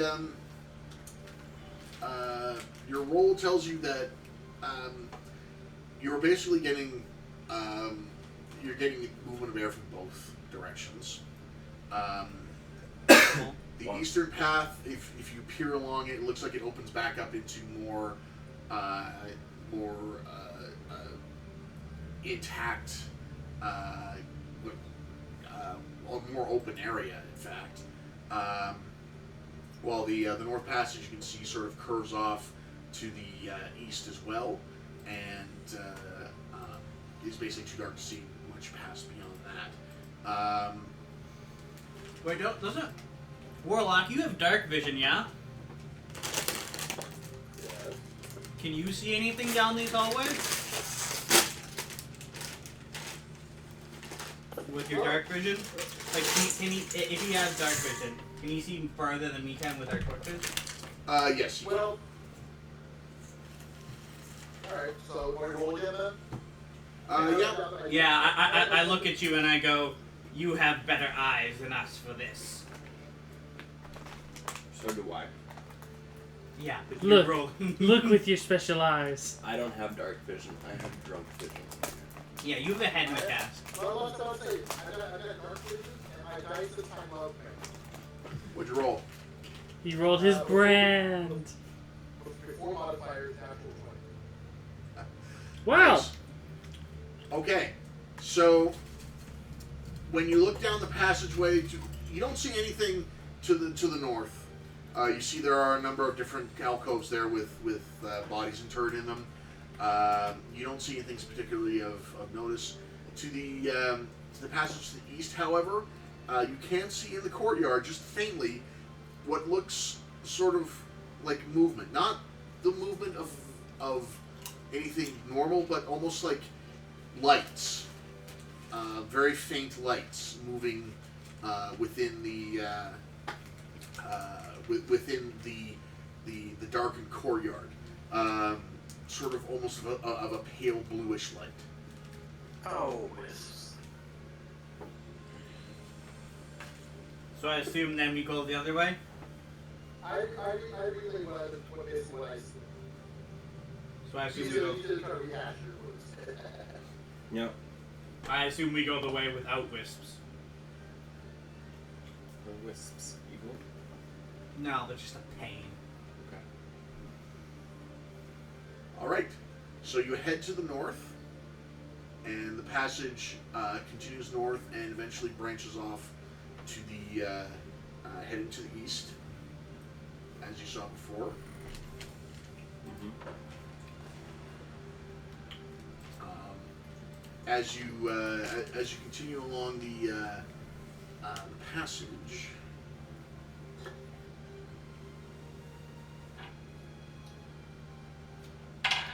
War mimics. Yeah. You arrive, and there's a banner on the top that says Mimic Con. as you Jhorn96, thank you very much for following. As you continue along the passage, you can see that there are signs of. It appears that this area here there was actual combat going on, and you can see that there are a number of bodies that were left where they lay, impaled with swords, and or scattered all about with what looks like scorched stone. It appears that the city was destroyed by some kind of great siege sometime in the distant past. You continue on, and you eventually reach another intersection. There is one that is headed to the northeast. There's one that's headed back. You actually curve down south a little bit. There's a passage that heads to the west that seems to lead into that same courtyard that you saw before. There's one that heads almost directly south, and there's one that heads off to the east, to the northeast. With my 22, I'd like to determine the best route. Well, you can definitely feel the breezes coming most strongly from the northeast, and the air definitely smells fresher from that direction. Either that or it's hard. Man, you were not kidding about this being a labyrinth. What did I say? Yeah, we'll head towards the fresh air. Okay. Yeah, All right. that's all I had. So as you proceed along, the passage, it actually seems to dip down a little bit, and the ground starts to become wet underfoot. You realize that there is the possibility that this passage exits out underwater. Cool. We send the dwarf first. Where are you sending me? Where do I have to We'll go? float you with your safety cast. Alright. All right, so I thought we blew that up. you have You got another one. you have what appears to be an outflow that it looks like it was modified as an outflow for the sewer that leads out to the ocean. It does appear there is a swim to get out to the open water, but it doesn't look like it's insurmountable. Let's actually take a look. With my 26, Mm-hmm. how difficult? You can see that everyone in the group should be able to manage it. It's dark. You are going to lose your torches going through it. However, it's you can feel the movement of the water in there. It's quite obvious you are fairly close to the exit pipe, and it doesn't appear that it's too far underwater. With my knowledge of the city, do I know where this one exits? You know that this one is going to be exiting somewhere on the rocky part of the beach, a fair distance away from the actual city walls. Coming out from underwater, you should be clear of any direct line of sight from any watchers who are on the walls of the city. Sweet. I put on my swimming cap. No. Take off your wizard cap, put on your swimming cap. I had to Tear do it. holes and said swimming cap with your horns. Yeah, Well, what makes sure the tiki cap on was top of that? Yeah, so I head to the edge of the water and I say, well, this should get us out of the city at least. Well, Norgrim has needed a bath. Alright. A bath in the blood of my enemies. Well, Yes. this is more in the poo of your enemies. This is a sewer outflow pipe, but it's of your enemies. It definitely came from them at one point. Ew. Yes. Alright, so I assume we all Okay, swim out. so you all basically swim out. There's no reason to roll or anything. It's not that difficult to swim. You surface from the water near the near the rocks, near the beach, basically coming out on the other side of one of the breakwaters that were set up for the harbor of the city. You're out of direct view of. Excuse me. You're out of direct view of the city walls, and you appear to have escaped the city for now. You can see that the city is quite lit up, and there are a number of torches running along the walls. You will need to be careful to avoid getting too close, lest you are spotted by the watchers, as it seems the entire city is on alert searching for you. You can also see that there are torch lights moving along the beaches, as apparently they are searching those areas as well to try and look for you and for any of the normal outflow pipes do appear to be quite heavily camped. I motion for the group to. Is it night or day? It's nighttime. It is nighttime. Okay. I motion as best I can. It's dark. I can't necessarily see me. For the group to follow, and we continue still out in the water, so that we don't head directly to the beaches. Further along. The pure god has spoken. Indeed. Cascus has spoken. But we need to. But yeah. So we head to further down the beach where there is less of a obvious Presence. signs of presence, and then we get out of the water there. Okay. All right. So you basically come out of the water some distance away from the city up onto the beach, and you appear to have a clear road ahead of you. Now the current directions you can go. You do know that this is the only real port city in the whole of the land. So there is a lot of travel going through here, but there are a lot of older, unused paths that you can safely traverse that should allow you to move through unnoticed. I wonder where our fighter is at the moment. Yeah, I was just gonna say, as we start to make our way out of the city, and I assume away from the city, what is our fighter doing? And has Well, he I arrived would- back at the city? The last you know of your the other two party members, you had left them back at the fortress that was taken down by the orcs. But So yeah, I that's feel two. it would be his time to get back into the city. That's to the east. Yeah, So, do we want to pick up with your character now, Chris? Sure. All right. give him something to do. So you've been heading back to the city. You have your horse and your cart with your belcher cannon on the back of it. Now you are coming along the road near to the approaching this. Basically, are approaching the city, and you see that there are a brace of 4 city guards who are riding towards you. Okay. I will slow my cart down. All right. So they come to a stop and they say halt, and one of them holds up his torch. It said, "Get off your cart and show your face." Okay. Right. All right. As soon as your face becomes visible in the light, he holds up what looks like a wanted poster. Looks at it, looks at you, and then he nods to the other two, and they basically level their crossbows at you. Aye, let me see that piece of paper. You're not You're there. not there. What? No, No, we're covering Chris. Chris Oh, isn't with Chris the is party. good. we're making our way out of the city. Can I at least see what that is? What you're holding up? It's like, you don't need to see anything criminal.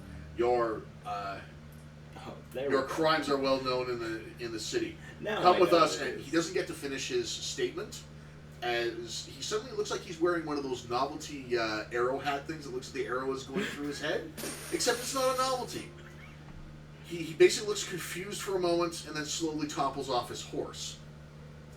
The other 3 proceed to panic and basically back off, trying to find out where the shots are coming from. Another one catches an arrow in the throat. Okay. I'd like to use this opportunity to make an attack of opportunity. Okay, who are you attacking? I'm grabbing one of the 2 that have leveled the crossbows at me. Mhm. I'm going to basically grab him and twist and fire the crossbow while he's still holding it. All right, I'll get you to roll a 2 hits, and you will be at a disadvantage. So roll 18 and 14. So it would be 14 would be my best. What am I adding to that from my character sheet? I don't know, I don't have Strength, I'm assuming? Because I'm basically trying to grapple. Yes. Oh, no, your dex. Dexterity? 14. 17 then. Is my Okay. is my lower. So you do manage to hit the other guard. He's using his crossbow. Bo-bo-bo-bo-bo-bo.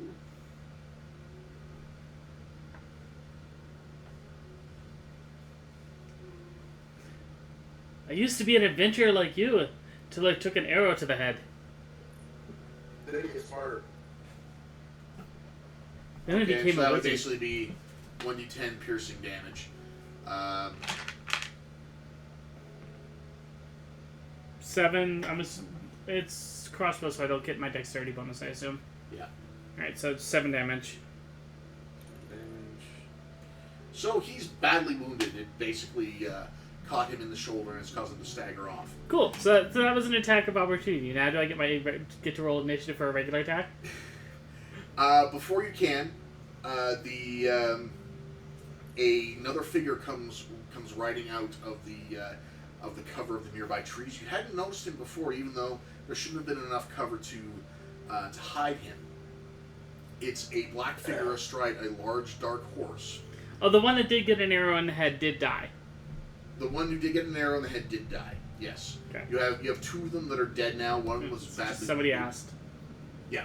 So you have 2 dead, 1 wounded, and 1 you're currently grappled with. The dark figure comes riding out of the shadows. Mm-hmm. Him again? Yes, him again. You have met him before. He was the individual that you met on the road when you were heading towards the city in the first place. He rides out and brings his sword down. For a moment, it looks almost as though he's going to attack you, but instead he lops the head off of the guard and then continues on past. He brings his horse up short as another arrow finishes off the guard that you had wounded.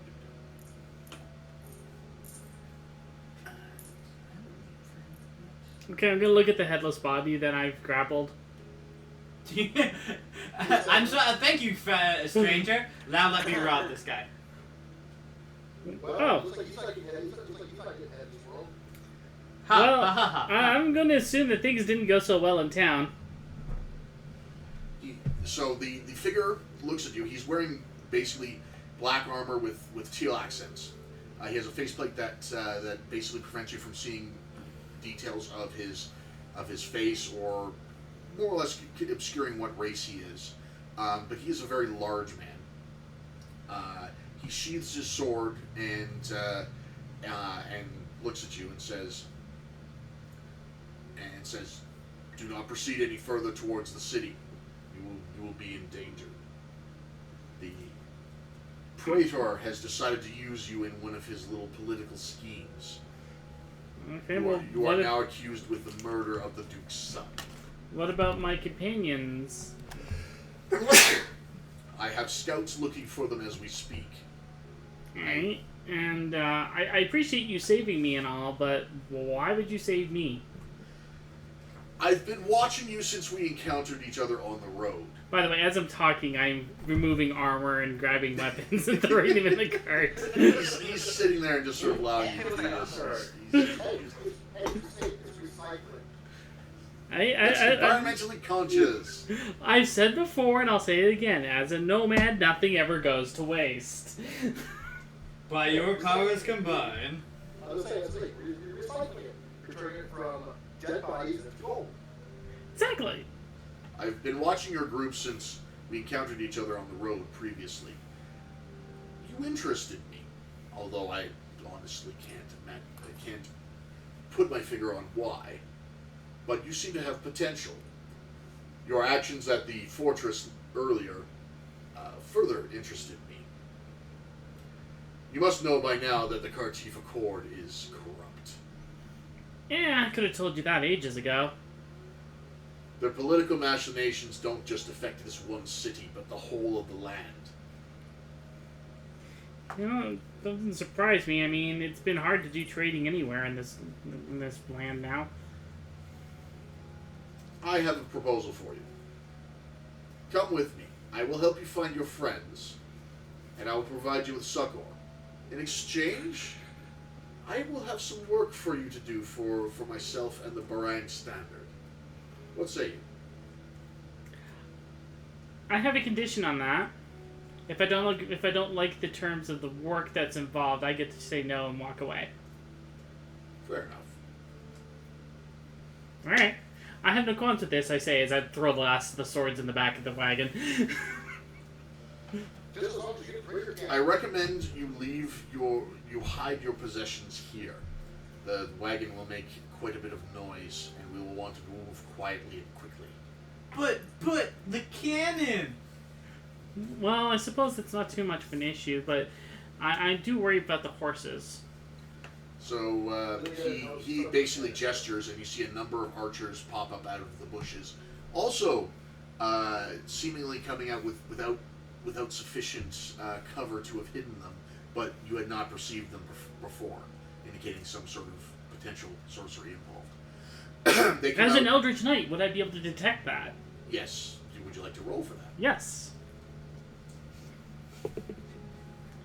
No, I don't detect it. I rolled a 2. I just want you to sit there and be like focus, like comic book focus, like wah wah wah wah, and he just sits there like, what the heck are you doing? Like, what did you get going? So they pop out and they start securing the horses, and as well as your cart. And he says, he basically looks at you and says, your possessions will be well looked after and returned to you when we return. Pick a horse and follow me. Alright, I take my horse, not the one that I horse napped. Right. I'll take my horse with me. Alright, so... And I'll make sure I've got... Does any of them have a better shield than what I originally had? But before I go, let me sort through things. It's fairly standard, substandard equipment. It's mass-produced guard stuff. Yeah, mass-produced guard stuff. So. Alright, I'll leave it in there. I'll let them know, like, if you want to buy any of this used equipment, just replace the gold into the back chamber. Quality used equipment. If not, I'm pretty sure I can peddle it somewhere else. It looks like some of them are actually going to protest that they killed 3 of the 4 guards. Actually, they killed all 4 of the guards. Yeah, I was Only gonna say. one. They can protest all they want, but I claim for it. But the knight holds up his hand to forestall their protests, and seems just to let her have it. To be honest, to be honest, it would have to be really high level to hit me right now. They probably are. So, he basically motions for you to follow and starts riding off, sort of obliquely towards the city and also towards the water line. Okay. Obviously, at this point, I put a cloak on, try to cover myself. Right. It's also going to be a lot harder for me to hide because my character's hair color is unique for this area. I don't know So what you're talking about. I'm a black dragon. I just blend into the night. You are the knight. So what he... I am the night. Give me a second. I'm just going to check something. Also, Brendan, you might want to shift the chair just a little bit because it covers part of your face sometimes. I'm sorry, what? Right. I can't hear you. So he basically says to you, my name is Flagelaire. I represent Rios Den of the Barang Standard. Hey, we met him before. So he basically tells you what he knows of what happened, of the Praetor setting you up to kill Duke Talenji's son, and to basically frame you for the crime. And basically, as he's riding, he discusses his proposal with you. He basically says, now, Urios Gate is the key to all trade outside of the land. To control it would be a tremendous coup. And the Duke is not entirely unsympathetic. The Praetor knows this. He seeks to unseat him. If we could reveal the truth and cast out the Praetor, we may be able to sway him to our side. Since you already have something of a quarrel with the Praetor, my proposal is this. Do you think you and your compatriots would be interested in dealing with him? I can't really speak for anybody else except for myself, of course. But I mean, he's obviously framed me. I'm not really a big fan of being, barred from a place of business.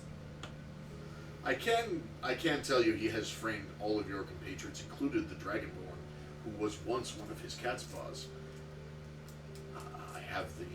I actually have been quite impressed with the likenesses that he had drawn up for you for the posters. Although the dwarf, I don't believe, had a curly mustache last time we met. Well, I have to say their penmanship's pretty good. He basically hands you some of the posters as you ride on. You obviously had The rogue's horns are upside down too. Oh no, she didn't have one. Never mind. No, I don't have one poster. And This wanted poster that you just drew up is very nice.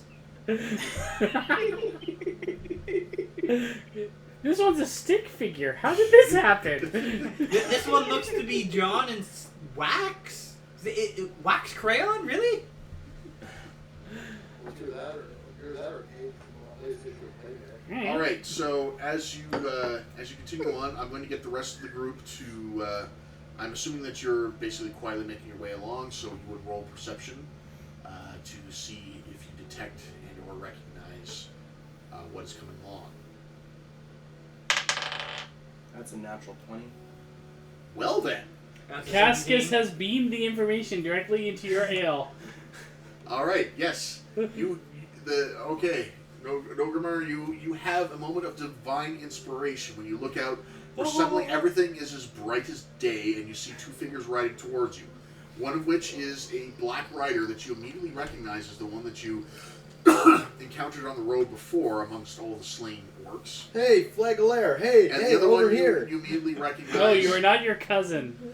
You immediately recognize as your missing nomad, riding on their horse, which you also recognize because you're seeing everything. I want it to be like he's looking at it, and all of a sudden, like little labels come up next to them with like names. It's like the main. He sees everything. He can tell their level and everything. Yeah. He gets GM vision for a moment. Basically, yes. The All right. fourth wall is no longer there. So as you see them approaching, you basically can see exactly who it is that's approaching you. Cascus suddenly allows him to proceed through the fourth wall and see the player of his own character. You see Chris go duh duh duh duh, and you're like, "The fuck is this?" It's like, Larry, why does it kind of see your name and something that says level and a bunch of skulls after it? Do you want to fight? After enough drinks, anybody can see the dice. All right, so you basically see them coming. They're riding down towards the BBC Sherlock the beach. vision for but a moment. All right, and so what do you do? I run up and I yell, "Oh, hail the ale! Yes!" Oh, good. The dwarf survived. Flagler pulls his horse up. He looks a little bit surprised being spotted so quickly, but he quickly recovers and says, "Well, this is fortuitous. Are all of you here then? I see you're still missing the elf. Well, no loss there. Come." Hey. Why? Standard, they don't like elves. She's lost in the forest somewhere. No. Aaron directed this question towards Mr. Black. Mm-hmm. Why? He said conflict. Remember, our little group has not been party to what happened with elves, so Well, did we want? I have come to offer you a proposal and possibly a chance at getting revenge. revenge is good on listening. Let us move somewhere a little more secure than this. We have a camp not far from here in the woods that's well concealed from the city's patrols. You may rest there and resupply and listen to what I have to say. They definitely know this person because they met them before. I assume I have. You have no idea. Well, no. If you've worked for the Cartifa Accord, you know who this guy is. This is Rio Sten's right-hand man. This guy is horribly, horribly bad news. So fun. Yeah, he is incredibly dangerous. He's the kind of guy that basically you know about from hearsay and such, because most of the time no one survives seeing him. He's been known to. There are rumors about him being a lich, about him being some otherworldly being, about him being some sort of mechanoid, some sort of Transforming robot from construct. another dimension. Shush. Some sort of magical construct left over from the war, of him being some sort of warlock, all sorts of things. All people know is that People encounter him, and if he doesn't like them, they die. Yeah. So my kind of person. Yeah. So, I give the professional nod and follow. He nods You back. know, He looks you over. He doesn't seem to be surprised that you're there at all. And Why the fuck wouldn't I be? I'm the best at this. I survived worse. you were working for the other side not too long ago. You're the best at space? I was looking. I work on whichever side survives. That's what I do. Fair enough. But then this guy is good for a tiefling, so. yes, we have enough. But while those two are in a little chat, I quickly made myself next to Nell's character. I was like, so that's where the flame-headed beauty went off to. I wonder what happened to you after I ran into these chuckleheads. You know, got separated, fired a cannon. You know, all the fun stuff. So anyway, he gets off of his horse and basically takes the reins so he can lead the horse, since the rest of you will be traveling at a walking pace. No, I've got this. I've got this. Oh. I got this.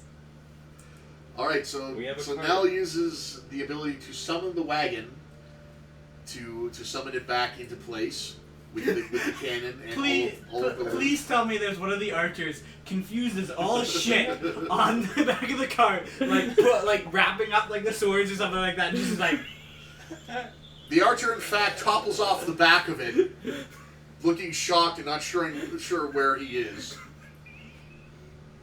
Flagler basically motions for him to be silent. See? I got this. Hitch my horse back up. Well, that will certainly make things quicker. He basically motions for the archer to get up on the wagon with the rest of you. Hopefully there's enough room with all of the loot that you've been piling the thing with. yeah, It's big enough in the back to fit 7 people. Normally 8, but there's a cannon there. I arch my back and I fit like a Tetris piece into the back. I poke my head in there, see the growing collection, and whistle like, whew, this go off to my own heart. Hey, any chance to make money? So he motions for you to follow me. He mounts back up and leads you off at a fairly brisk trot off into the forested area. I assume the archer would take reins of the cart. The archer would basically be sitting next to you, but he's basically allowing you to drive the cart because it's your horse. Your horse, your cart. He's still a little bit disoriented as to how the hell he got there. So he leads you to an area of the forest. Those of you with magical perception can roll it.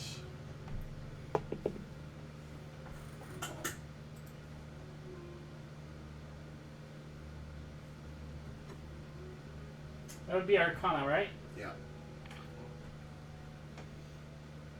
So that is a 15.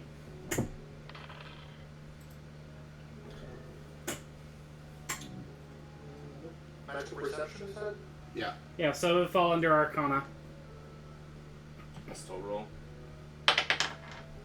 Oh. 17 plus 5. Lunch is on the way, by the way. Okay, cool. I just roll regular perception and do 23. The second. That and tech magic. That was fast. Okay, so what do you roll, Zern? Total is 22. 22. Anyone else? Like I said, I got a 15. You got a 15. Alright, should we wait to find out what our rolls are, or should we find out our rolls and then take our break? I'll look at your rolls. It's not anything earth-shattering. Okay. So, as you pass into a part of the forest, those of you who... I'll wait until our Dragonborn gets back. Okay.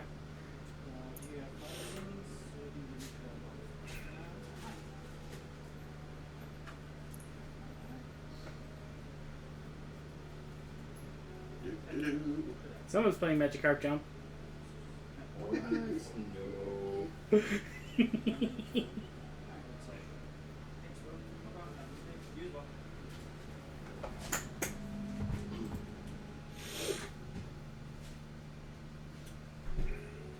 right then. So, Sure. These are mine. Put the other two on the table. Okay. What did we find out about the forest? Or- okay. So you, since you don't have the magical perception, just regular perception, you notice you feel almost as if something ripples. For a moment, you feel as if you're going the wrong. Like as they're going on, you feel the strong sense that you're going the wrong way, and then suddenly it ripples and goes away, as if you've passed through something. Those of you who did the Arcana check, all of you passed. What? I got a 4. No, you didn't. Okay. Sorry. Them. You're Smart ones. too drunk to really notice what's going on. You're suffering withdrawals of your magic after that super perception. The rest of you would have noticed that it seems very that you pass through some sort of perception field that you really didn't notice it. It's something very powerful and very subtle that you didn't notice until you were actually passing through it. That prompted you to. That would prompt people to want to change direction as they got close to it. As you pass through it, you can continue on for a little ways until you come to what looks like a very well camouflaged fort, basically woven in amongst the trees and laced with leaves and such. So from a distance, it would not be visible. The camouflage is pulled aside, and you are all ushered inside of the walls they have set up, and you find they have a rather well set up little raiders camp, just very surprisingly close to the city itself. So as you stop, Lord Flaglaire basically motions he calls over several of the other archers and others that they have there, and he instructs them to bring you food, drink, provide medical assistance, etc. And tells you he will be waiting for you over by the fire that they have in the center of the camp, and when you are prepared to discuss the issue, to come and speak with him, and he will discuss his proposal with you. Okay. All right. I think that's cue for a little short lunch. Yes. All right. So we are going to switch it over, and we will be back.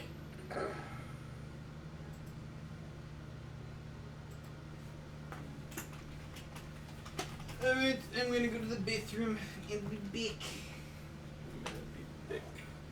No, I'll be back. Anyway.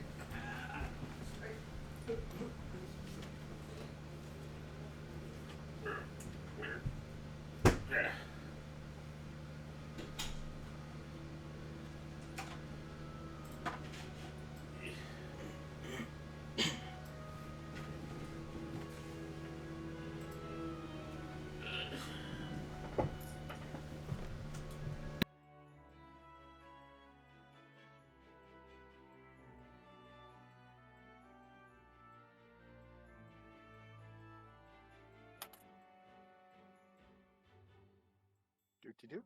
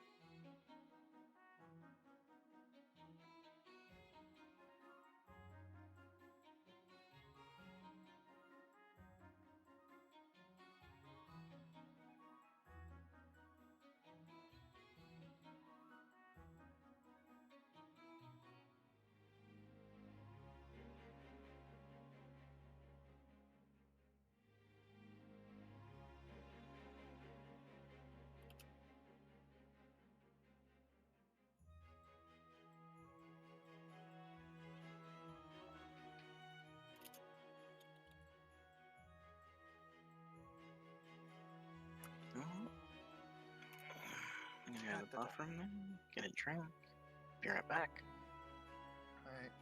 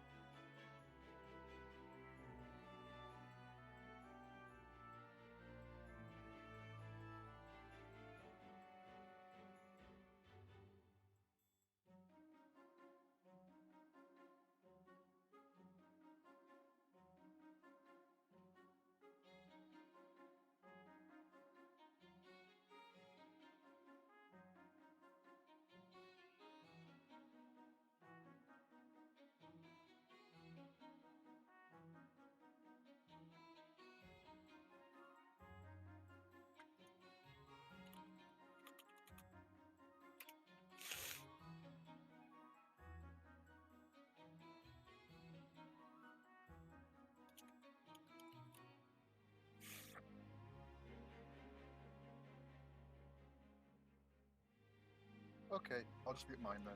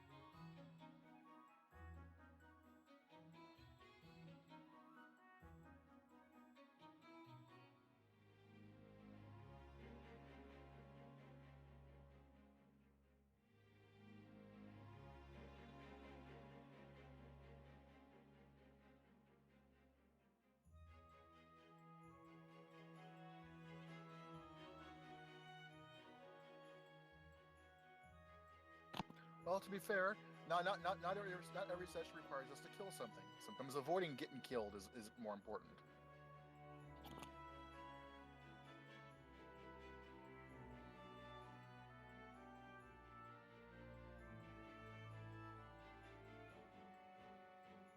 Like the barrel. Alright, so the microphone's back on so everyone can hear us talk now. Alright. Alright, so we're waiting for Shizu to come back. In the interim, we are all eating pizza. Yes. I am playing my fidget. Okay, so let's see here. I still want to get a fidget myself, but there's a very specific one I want to get. What's that? There's one of Genji's shuriken from Overwatch. Cool. Mine's a fidget. Mine's a fidget. It spins very fast and very long. I think Genji's does that too. It amuses me.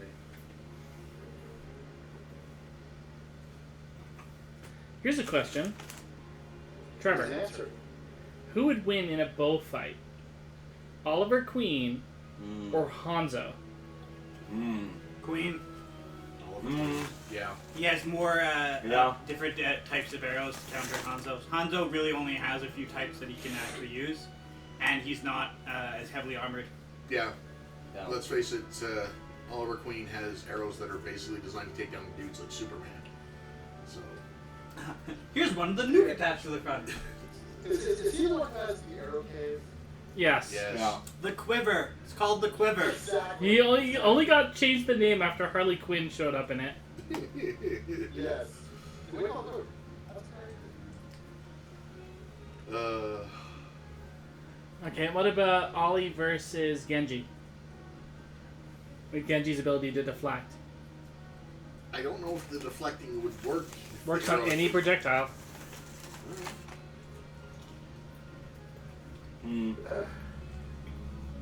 He's faced ninjas before, and won. Yeah. He is a ninja. He's smart enough to know that if the guy is deflecting arrows shot directly at them, he would shoot away from them and use the effect of the arrow.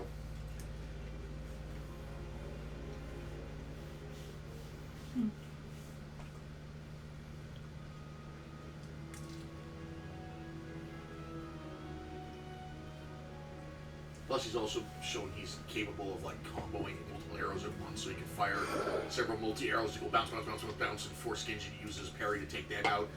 As he's knocking another one, a big explosive one to shoot into his face.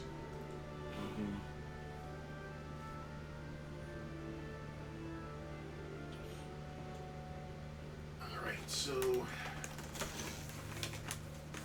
So once Shizu's back, we will start up again.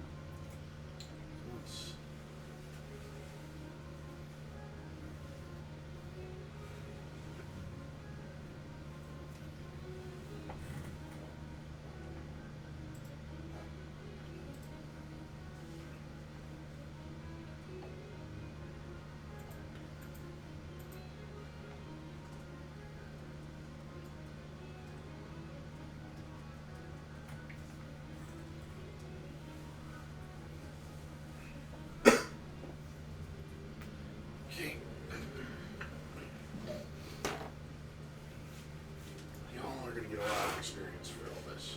Hooray! Sweet, because that is totally what I'm asking with you for payment. Is training. I want to have 6 skulls like you when I grow up. Yes, sir. If you grow up, what? Because he said on his level counter he had like a bunch of red skulls next to his name.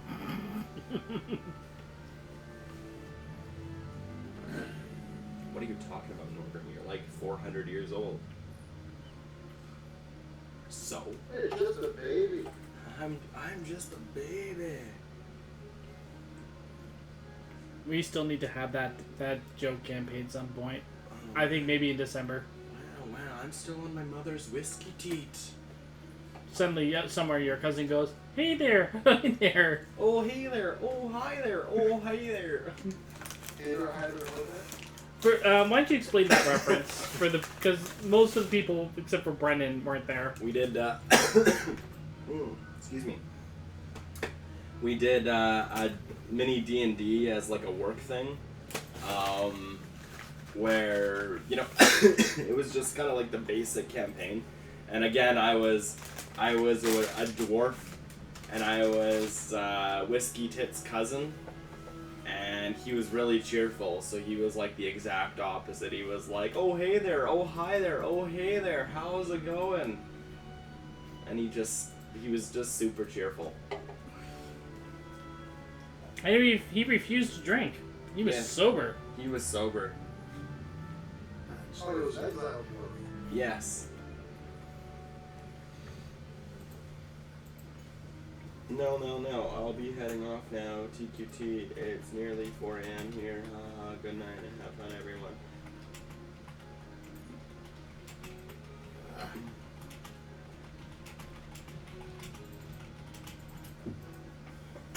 We're all really glad you were able to make it and see a little bit more of the life that the characters you drew for us came. Like, you got to see a little bit more of their personalities. I hope I didn't disappoint. She said that she always pictured your character as being super serious. I read it. The calculator function's not working on the computer. This way. Right, we'll do it live. What? You're supposed to slam your fist down and go, "No, we're doing it live." Never.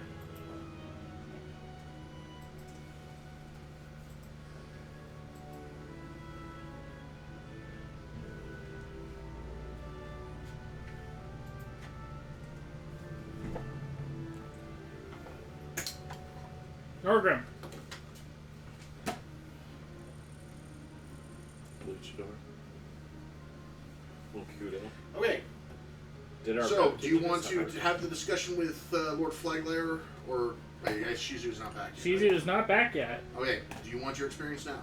Let's divvy it up now, and then we can let Shizu know once she gets him back. Okay. I do not have current sheet.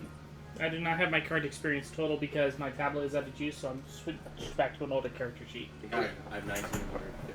Okay, so the amount of experience that you get, you fought and killed five orcs. Yeah. So you get a total of 500 experience for that. Okay.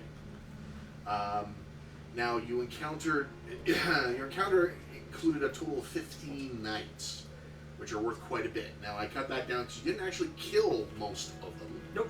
No, the point is, in D&D, it's not to kill them, it's to defeat them. Right, you didn't defeat most of them either. You ran like little bitches from them, but you did evade them. So, So we defeated the encounter. so I'm giving you 2,625 experience for that. Okay. So I'm also giving you 2,600. 2006 or what? 2,625. I'm Okay. also giving you 1,000 experience bonus for successfully navigating the catacombs safely. How much? 1,000. Okay. I'm calculating here. So your total should be 4,125 experience total. Yeah. Okay, so that should bring us to 6,075. Give or take. So, in the PHB, what level does that bring us to? 2. That should be at least level 4, if not level 5. How much do you We should be at 6,075. 6,075? Yes. What was the experience total gain for today? That's level 4. Level 5 is 6,500. Okay, so you're level 4, almost level 5. Janara, yes, you can post a link. What was it? 4,000 what I want? 4,125 was what you earned for this in the last session. So we're just shy of level 5.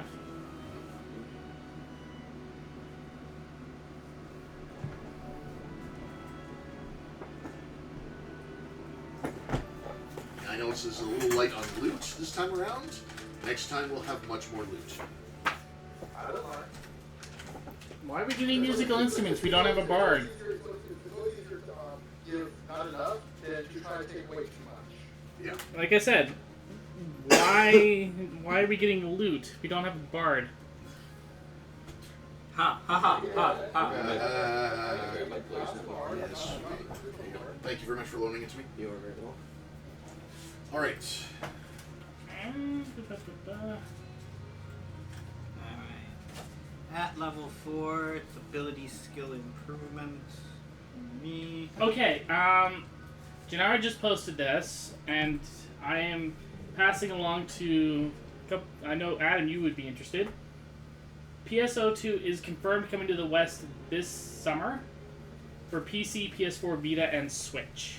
Son of a bitch. Took long enough. So I believe you owe me a sandwich, because I told you if it was coming out at E3 this year.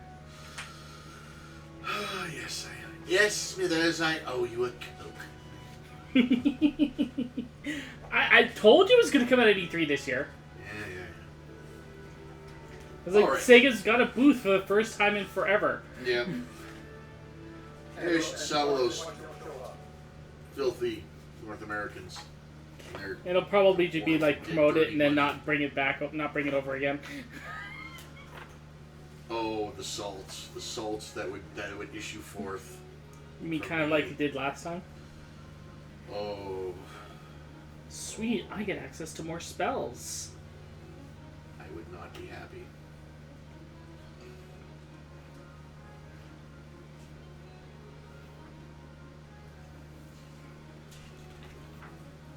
Oh, we all get to pick ability score improvements or pick a feat as level 4.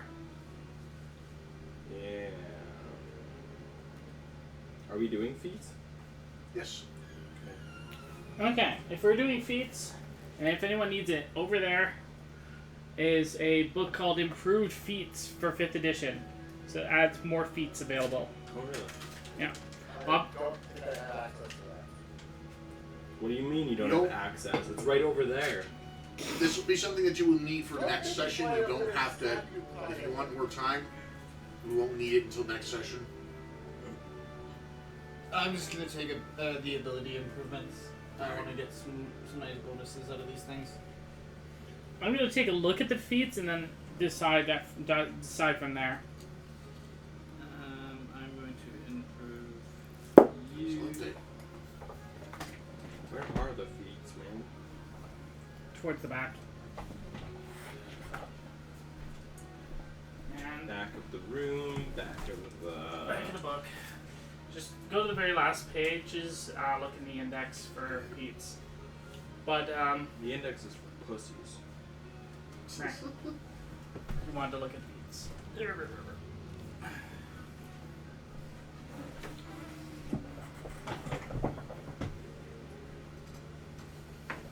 Okay. I'm gonna bring up the screen anyways for the moment because we are back. We're just waiting for Shizu. Yep. Brendan, did you want to hold up the book so Mia can see it?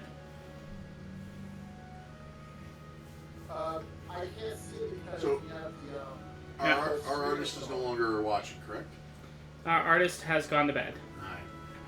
I think I want to do a request to have her draw Lord Flagler. Sure. I was thinking of getting an updated picture for my character as well. Well, congratulations. That book you just held up, all I see is blur, dragon face. That's basically what it is. Yeah, it's just called 5th edition feats. I think it's like what, $10? If not, I could always just read it over to you at some point over Discord. Yeah.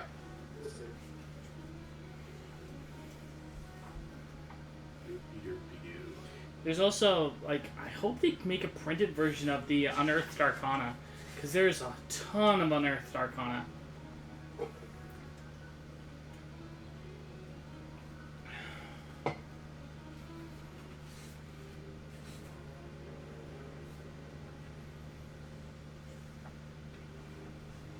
Yeah, I will take a look, see if there's a way to improve my my AC further.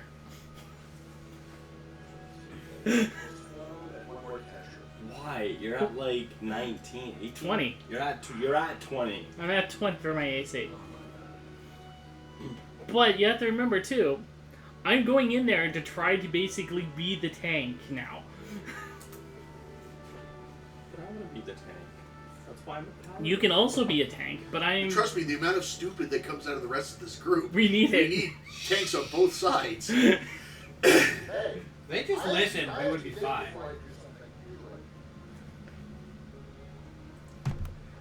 Actually, these two need to be tanks just because they're the ones who tend to rush in and would get murder-fied otherwise. You have a large open field that you have several archers covering it. You have a way to sneak around in back. Which way do you take? Through the field! Roar! It's funny because my other campaign with a few of my other Best Buy people, I play a gnome barbarian who... Imagine this little tiny guy that's just absolutely ripped. Yeah, that's exactly it. And he wields a great axe, and he has a ring of jumping, so I can jump like really, really high. And then I have nice acrobatics. So there's like tall grass, and all he sees is a battle axe going back and forth, backwards, like boing. Yeah, boing. That's it. Except I wasn't making any of my rolls, so I really wasn't doing anything. Boing, trip, fall. Basically, that was it. I did, however, manage to land in an execution where I slashed upward, chopped a guy's arm off, grabbed it in midair, and backhanded him with his own severed arm and broke his neck. Wow, that's impressive. Yeah. Bitch slap you to death with your own hand. Yeah. So I just sent Shizu a poke, so she should be back shortly, I believe.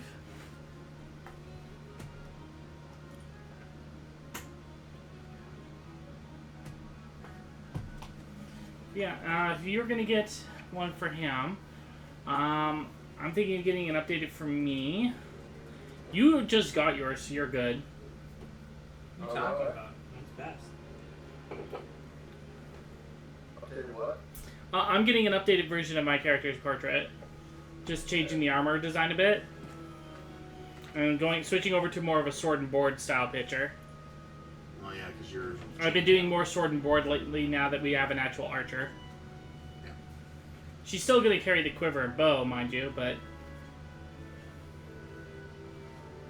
the freaking cannon.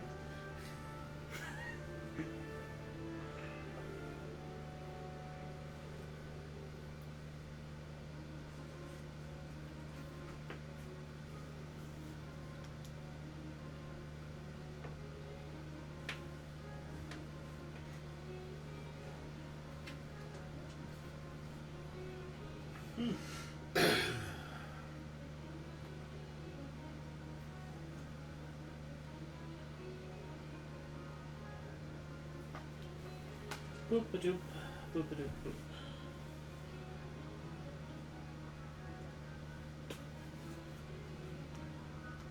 I will give her a quick jingle. Just in case she didn't see the poke.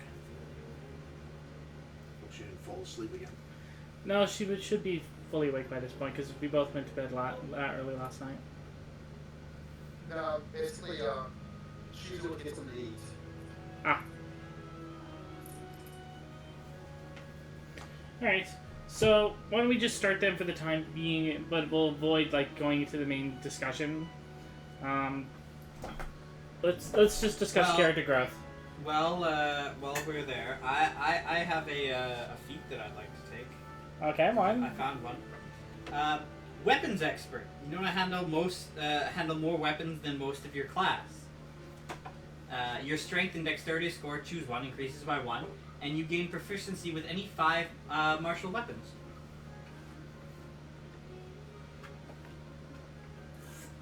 That sounds interesting. Because then I can just pick up your guys' stuff and be like, oh sweet, here. Okay, so that gives you +1 to either a strength or a dexterity, and you gain additional 5 weapon proficiencies. Correct. That wouldn't go over so well with fighter, unfortunately, because fighters basically have proficiencies with everything except for exotic weapons. Yeah. That being said, It makes sense for my character, though. makes sense for your character. Just to be able to pick up something and be like, sweet, I'm going to swing this thing. Yeah. But that being said, that could be something I could go, like, for a fighter, I could go katanas or something. But we don't have anyone around here that trains that kind of stuff, so that I can't learn it. Well, there are going to be in the camp itself, there are going to be trainers. Though they'll be mostly nothing magical. There will be those who can train in the basics of swordplay and most of the ranger arts. But nothing as far as goes with magic or more exotic stuff. Looks like Shizu's back. Shizu, are you ready for your experience points total? Yep, I'm back. Okay. So we gained, what, 4,000... how much? Basically, 4,125 experience points. which brings you to a total of 6,075 experience, which makes us level 4. So we'll spend some time over the next little bit. We'll help you level up. You don't need to do it right now, though, because we're not doing any more combat. Yeah. But now that you're here, we can continue the storyline for a little bit. All right. More experience. Well, if we can get another Lord Flagler waits for you at the campfire. 425 experience, we'll go up another level. You're not going to get that talking to him. Ah. Let's challenge him to a fight. Get that experience. That probably wouldn't. It's hard to collect experience when you're dead. Alright. Alright. So, I assume you guys are all... Are you all ready to go? I am? Pretty much. Yep. Yeah, I am already by the fire. All right. I am looking appraisingly at some of the soldiers that are around the fire, I assume.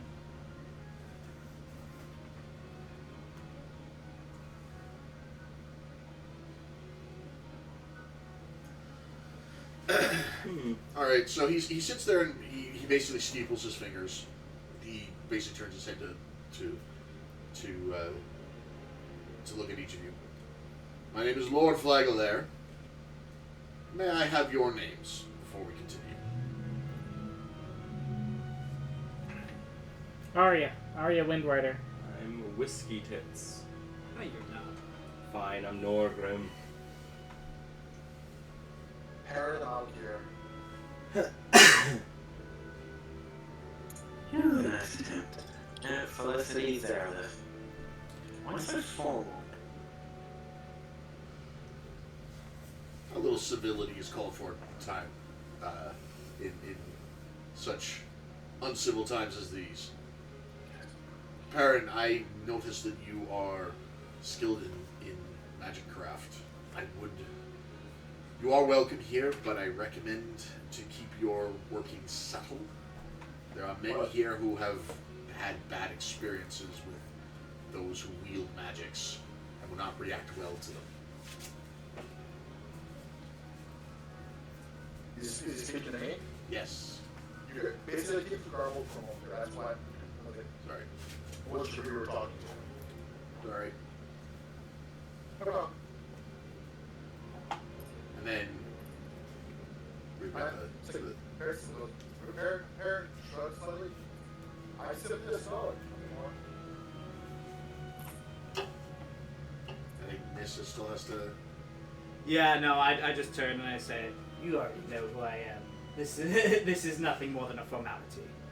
I am aware who you are. I imagine it was due to your preparedness for the Praetor's treachery that you were able to escape the city so easily.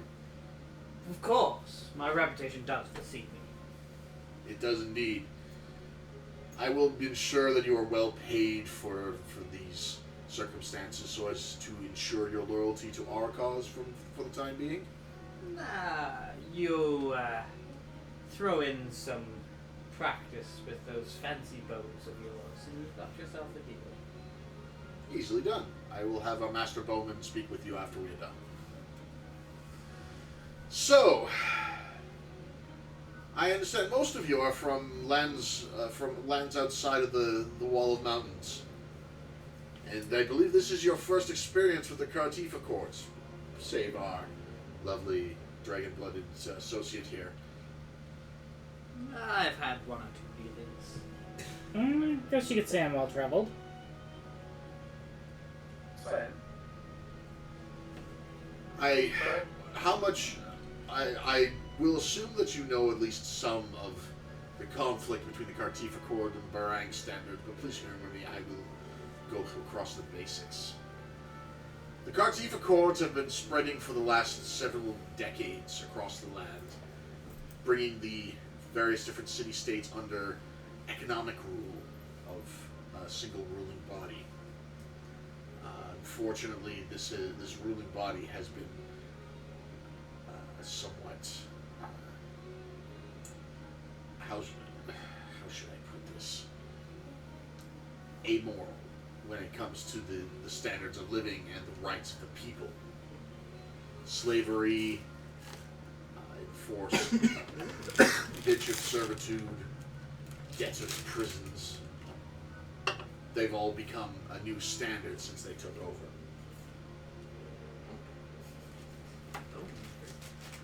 Ah, yes. I remember those. I think I might have helped start or stock a few, unfortunately. We're well aware of the individuals that have been deposited thanks to your help. We'll make sure to steer you clear of them if they even have to be in our ranks. Needless to say,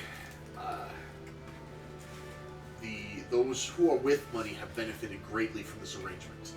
Those who do not have money have found themselves with even less. I won't attempt you to paint us as some sort of noble heroes attempting to liberate the land. A lot of us have joined the Barang standards simply out of necessity to try and keep some modicum of freedom. But we are made up of many slaves and criminals and those that the Cartifa Court has decided are undesirable, as well as those who have decided that the Cartifa Court itself is undesirable. I assume you fall into that last category. I am something of a unique case. We shall say that I have a bit of perspective on the current events in society, and I am seeing patterns that I do not appreciate. Oh, yes. You too, then. Regardless, the city you just left, Oyo's Gate, is a linchpin of the Cartifa Court. It is the gateway into these lands for trade and commerce. And it's long been a point of contention. Taking it by force is almost impossible without razing the city to the ground. Your trip through the catacombs should have showed you the results of many of those. It tends to end with the city's value reduced to nothing. We would rather a more political solution. The Duke has long been sympathetic towards our plight. He has no taste for slavery or some of the more or unsavory practices of the Cartifa Cords that he is forced to support as a member of the group, but he does not feel that the Barang standard can stand up to them, nor that the needs of himself, his city, or his family would be best met by joining them. This is obviously not the case. As you can see, the Cartifa Cord is no longer satisfied with his less than wholehearted participation, and is sent the Praetor to hasten his removal from rulership. The death of his son was simply the first step. The plan, as I understand it, is to spark a large-scale conflict with the local orcs, to deplete the loyal guard even further, and allow the Praetor to gradually replace the ranks with those that are loyal to him. Given enough time, the Praetor should be able to smoothly move into a coup. However, your escape may have moved up his timetable. You may be seeking to simply seize power outright and supplant the Duke. I do have some notes of what I experienced playing the field, as they say. I am willing to share. They will serve us well. For the time being, what we wish. You have a question? It is by divine decree that Cascus has ordered that I be known as Whiskey Tits from here on out until a better alcohol-based name has been given to me. Very well, Whiskey Tits. Huzzah! All praise Cascus. Out of character, also remind you that you do have a obligation to your god to kill the Archmage. He is now your sworn enemy. Yeah. Yeah. As you've seen, the Praetor is not what he appears to be. He is an Archmage, a practicer of some of the most foul magics. The sorts of magics that once plunged this land into ruin. As such, he would be a pariah, even in the Cartifa Cords, if his true nature was revealed. This is our plan. We have several goals.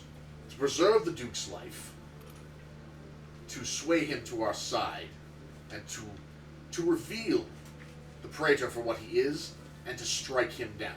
Preferably in that order. I would like to employ your services to this effect. I have with me an artifact that will allow you to reveal to the entire city all at once what the Praetor actually is. It is ancient and precious. It cannot be replaced. I will give it to you when you are ready to set out on your journey and not before. You must place it on the Praetor's person for it to have effect. How large is it? Could we attach it to him and... It would fit in the palm of your hand. It is not large. He would notice its presence, though. He will not allow you to place it on him willingly.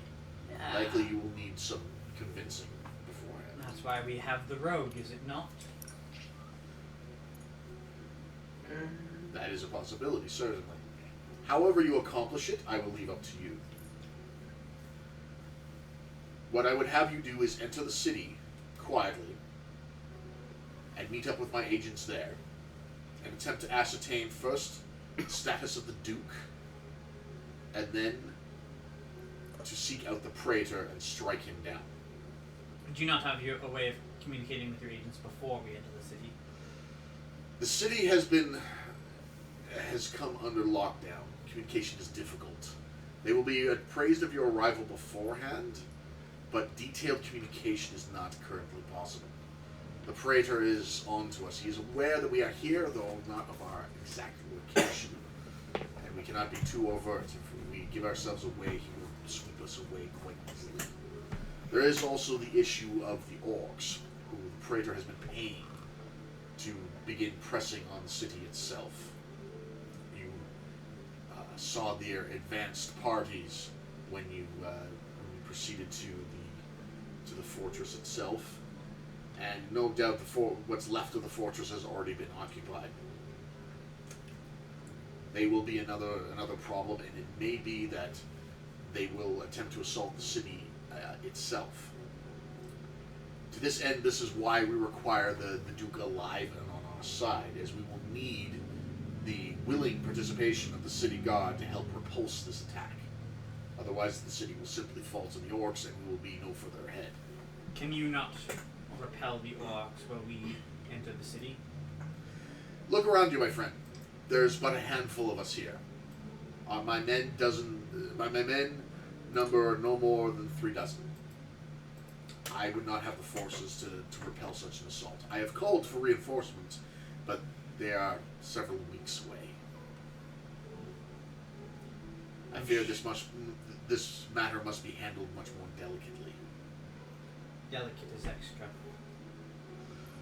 Coin is something that I have in more. I never said it was coin that I needed. I have a question. Yes. That palace castle thing that's been taken over by the orcs, if we liberate it, what are we going to do with it? You want to buy it, silly one. In the state that it's currently in, it would require a lot of work to become properly defensible again. I want to turn it into a brewery/brothel. It may be some time before we are able to evict the orcs from it fully. When that day comes, I expect we will be spending quite a bit of time rebuilding it. Just send me in there. I'll cut all their dingle dangles off, and then they can't be part of the brothel.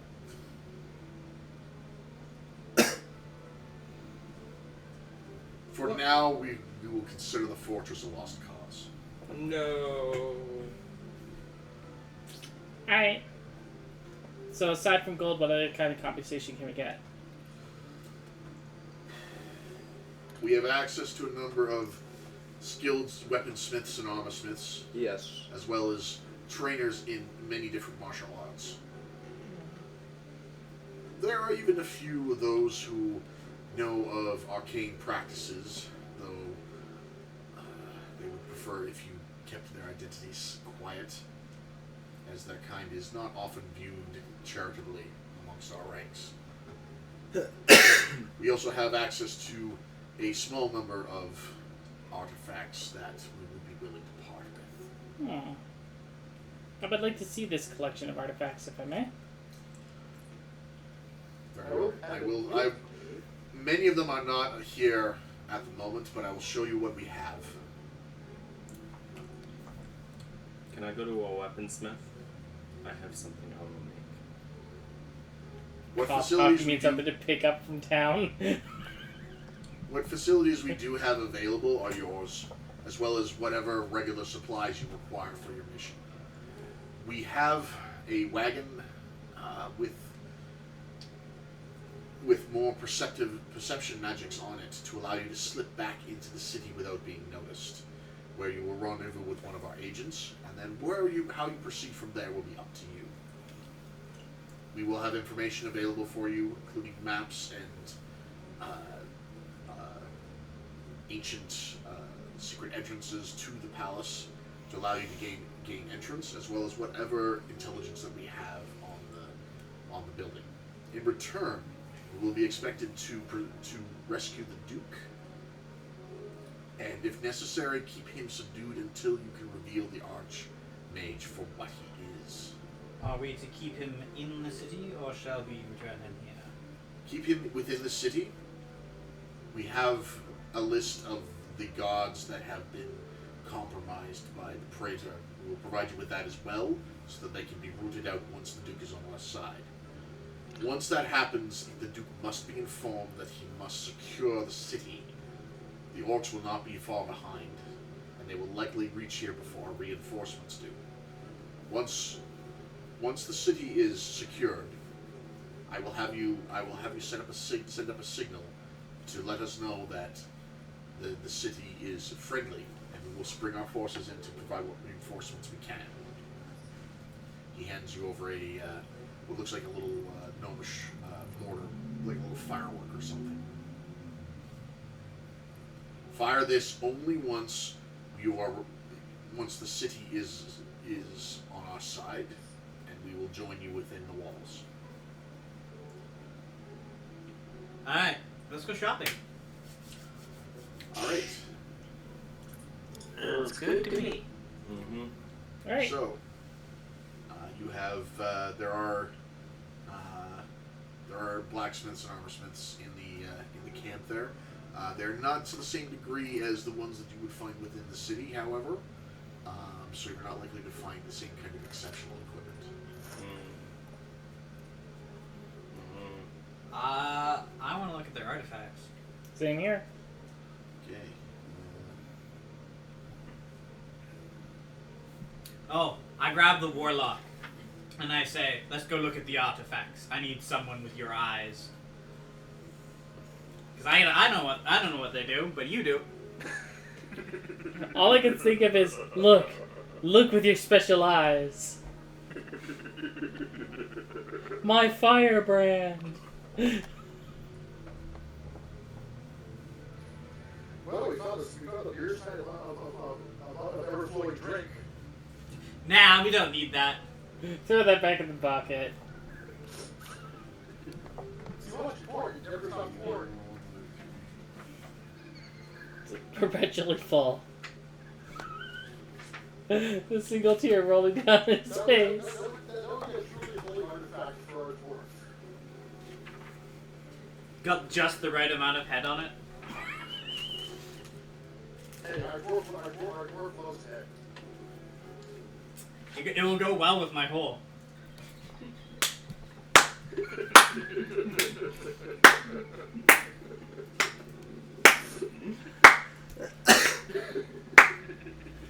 Ready to end for nobody.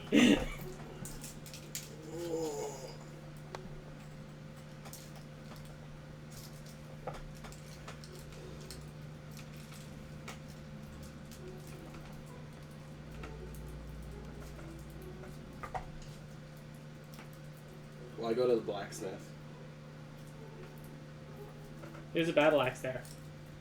Looks ugly. Looks probably better than the shiny one you found. No. Excuse me, Mr. Blacksmith. Ding, ding, ding. He's looking at artifacts. Give me a moment. Oh, he's still doing that? I haven't found it yet. So I assume so. Well, you found the mug of ever-flowing drinks, so don't mind me. Well, if you did, I'd throw it at your head and be like, cool. Why don't you Okay, so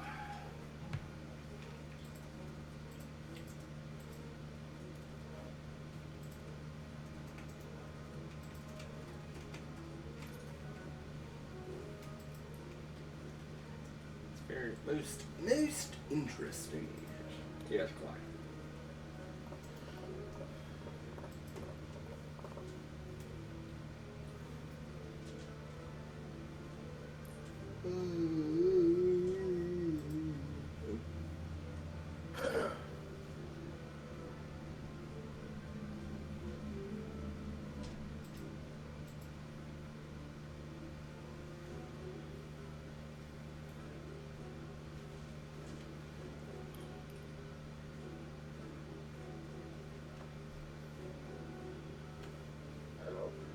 Hello. Oh, we're still here. No.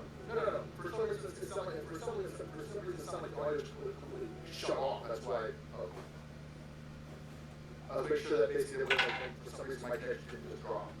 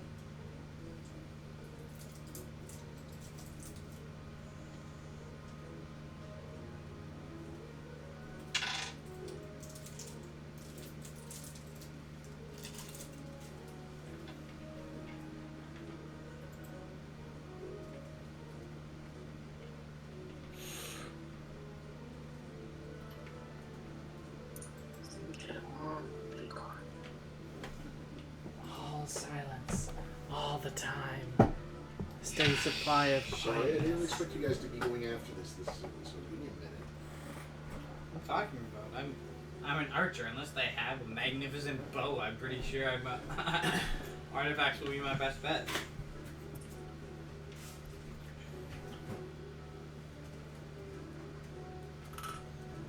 I could probably use a better quarterstaff, but weapons aren't usually my thing. Why not just use a 10-foot pole then? I don't touch things with a 10-foot pole. I don't want to touch things with a 10-foot pole. Then get an 11-foot pole. Or a 9.5-foot pole. How about just upgrade to a bucket of quarterstaff? Well, and, Roll.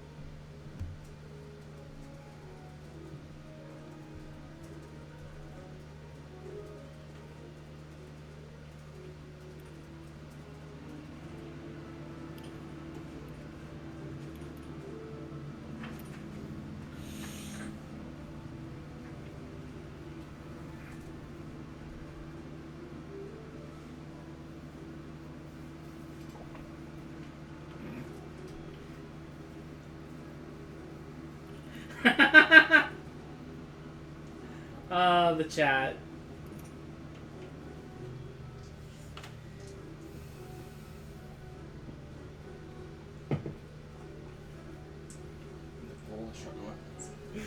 I'd be a very tall man.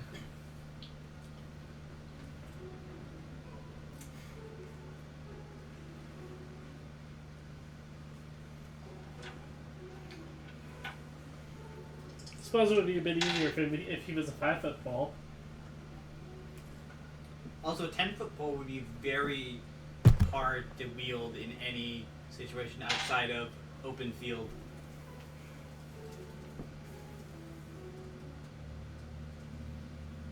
Beware the person with a 10-foot pole. You require lots of lubricant. Depends on the size of their hole. Now, I'm pretty sure the person with the pole is not worried about having the hole. They're worried about finding one.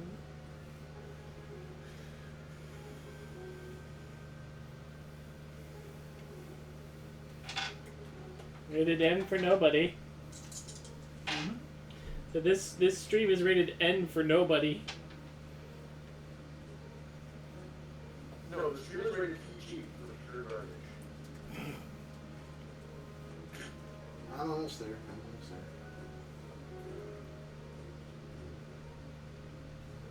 Okay, I thought that for me that read Bread of Force.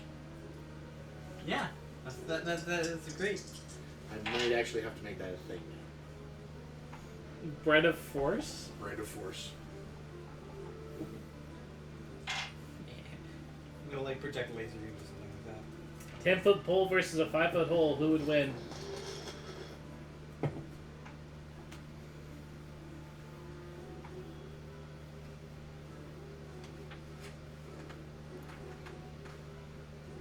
D&D finishes. Oh.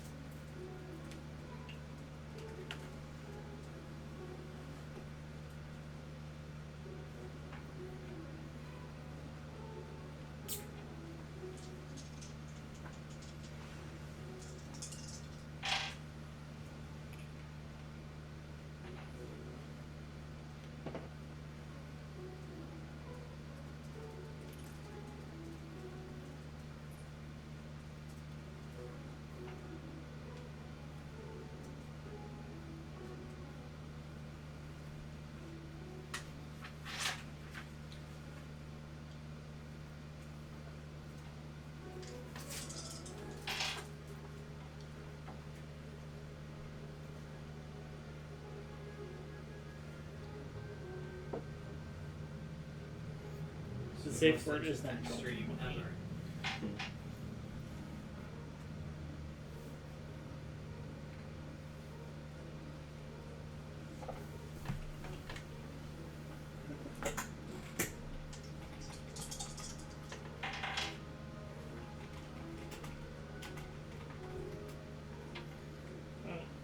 So once you come up with the magic items, Izzy, I think we should probably get ready to wrap it up. Do you think this is a good stopping point for now? Oh wait, There's more? Billy Mays here. There's always more. Okay, one more table. But it slices, it dices, and it makes julienne fries. Yeah, we're not bread. But the question is, will it blend?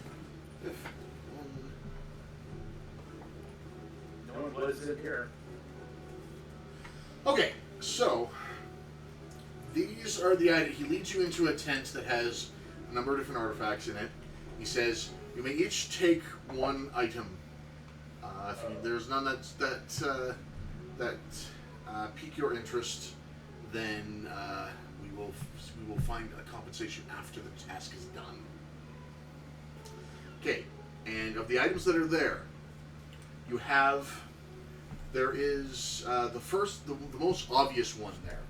There is a two-handed great axe there that is basically sized for a dwarf. And it bears the marking of Cascus. It's obviously quite ancient. The blades of it actually appear to be made out of some sort of, they almost look like they're made of flowing amber liquid. With the blades of it looking sort of like the bubbling head of beer, but it's quite solid to the touch. I think our just needs his pants. If anyone were to touch the weapon or wield it, it would basically start muttering to them, occasionally muttering what sounds like a drunkard, muttering either wisdom or nonsense. It's hard to tell which. The weapon is also quite exceptional. It would be rated as a +3 great axe. Nice. So I think you found yours. There is. Go dwarf. Now I apologize for not having similarly inspired stuff for all of you, but I felt our dwarf needed some love. Well, to be fair, it's true. He is technically the only one, at least so far, that has a outward deity that could inspire a lot of this. So you have been blessed. Unless Oh, someone else let's selects get it before you get drunk. to it. There are several potions there, including potions of water breathing, potion of healing. There's an eye of minute seeing, a potion of speed. There is a scroll there with a 9th level spell. I haven't determined which one it is yet. I will allow the player to actually decide which one that they want. Eye of minute seeing is like remote viewing kind of thing. Yeah, it's basically the ability to see. 9th level spell. 9th level spell. Do continue. There's a cittern, which is basically a bardic instrument. There's a +2 greatsword, and a wand of polymorph. How many charges does the wand have? Or is it renewing?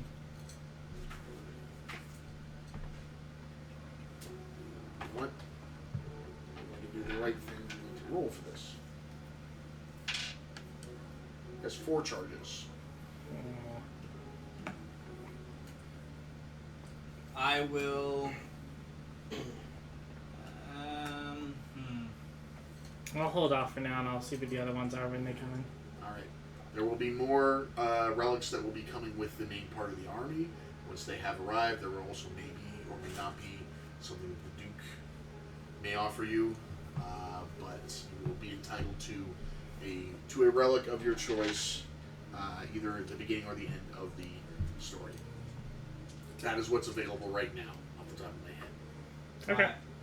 I will wait. Because there's nothing that I necessarily want. I'm assuming the dwarf wants the axe. Yes.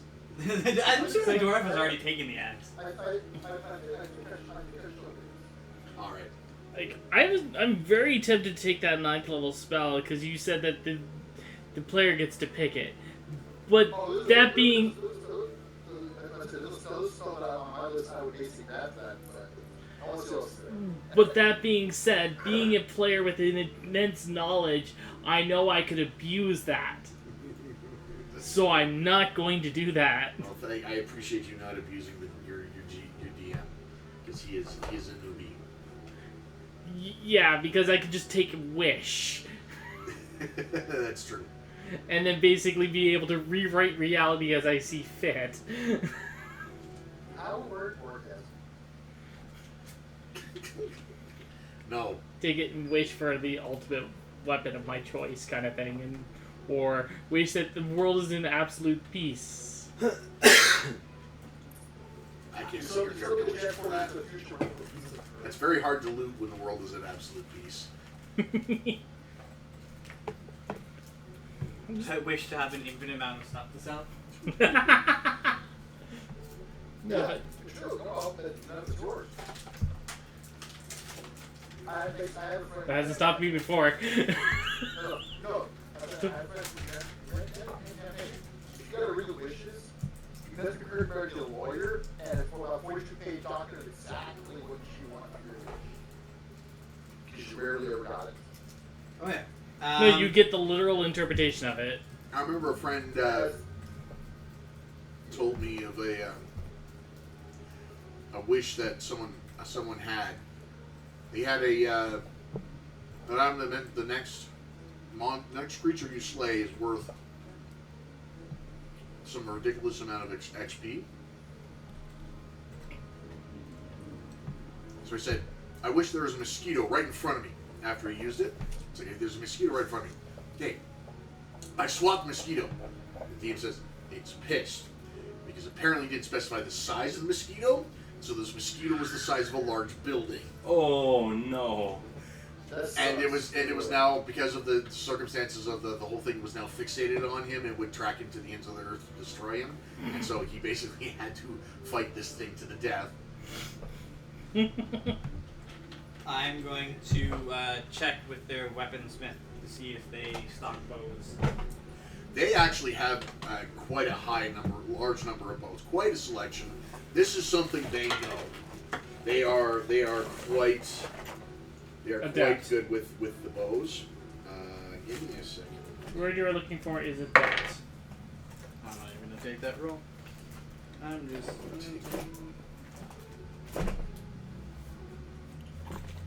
Okay.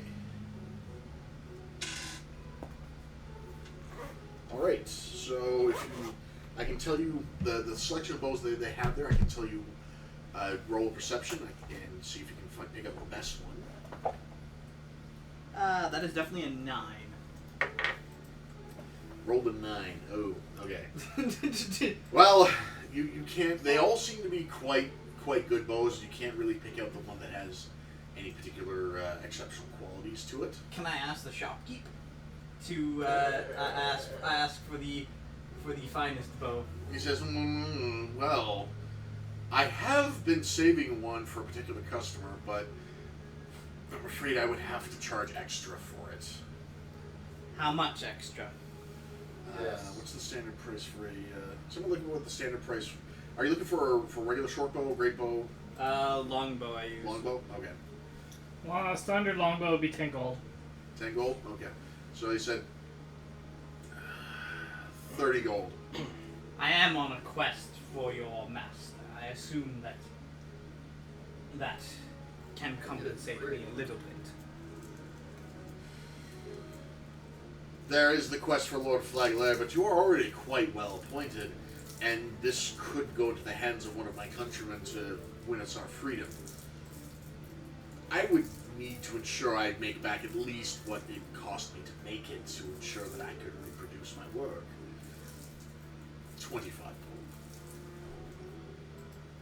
How about this? I will let you have a portion of the reward that I am being offered. More money back to the cause to support the weaponsmith in creating more bows.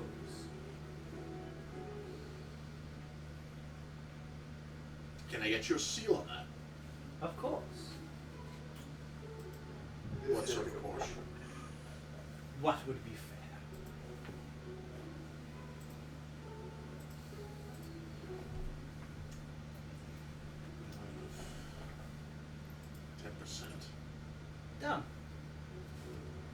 offers a shake. And then I clasp a gigantic hand around his smaller hand.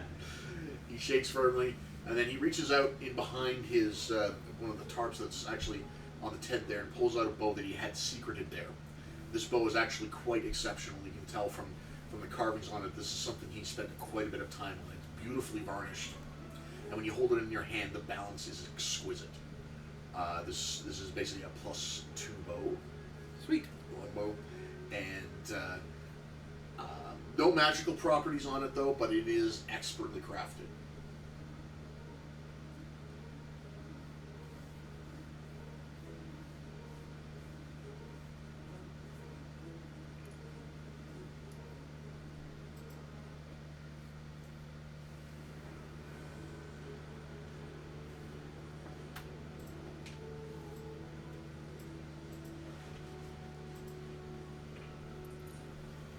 Says, do try and be gentle with that. Finding more of the wood of that like to carve another like that will take me quite some time. I will be most careful. All right. Anyone else have any equipment or stuff they want to do? Shizu, did you want to look for anything? So I don't really see what they have. So I use a rapier and twin daggers as well as my short bow. Okay. Well, they do have a smith there. Let's see. It's not the same quality as the stuff that you found in the city. Oh my! But you can talk to the smith and roll a perception check to see what he's actually got available. I would roll, considering the fact that Izzy said, "Oh my." Okay. And that is a roll of 19 plus 3 for my perception bonus. All right. You can see in the shop, sort of tucked away in behind. First off, what are you looking for? A rapier or daggers?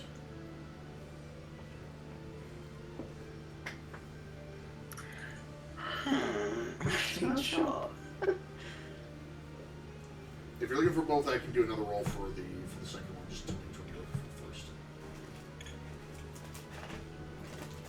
I was going to show it last time before. I didn't get close enough and I used my bow because I was going to do this.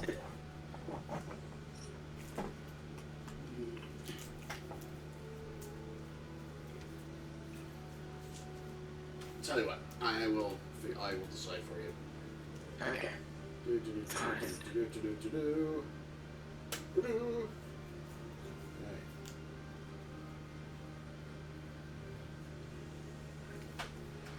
All right, so buried under a bunch of the other materials in there, you see you catch a glimpse of something underneath some of the more ordinary dirks and knives on the table. As you push them aside, you find a pair of what are quite obviously antique, though not ancient, and exquisitely carved daggers made of some sort of material you don't recognize immediately. They're half the weight. When you pick them up, they're half the weight of a normal weapon, a normal pair of daggers, and they are perfectly balanced. The shopkeep doesn't seem to be aware of them, and he seems to be a little bit confused when you pick them out.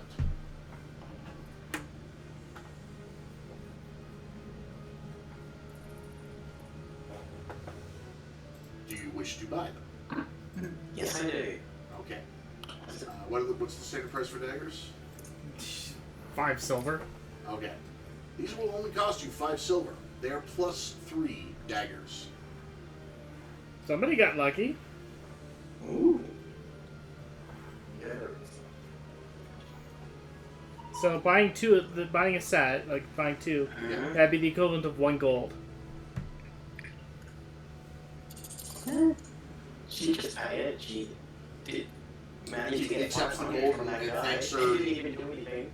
He looks a little bit confused about the daggers, probably not being aware that they had such things in stock, but not being knowledgeable enough to really realize what he's just parted with. And so you walk away with the daggers in your possession. Great. All right. Anyone else? Yeah, I'm gonna head to the weaponsmith. Okay. After you got your beer axe. Oh yeah, just you wait. Oh god. Ding ding ding. Mr. Smith? Hello? Anybody there? Hello. What can I help you with, lad? I would like to request something be crafted for me. All right. Well, what would you like made? I would like a tankard made.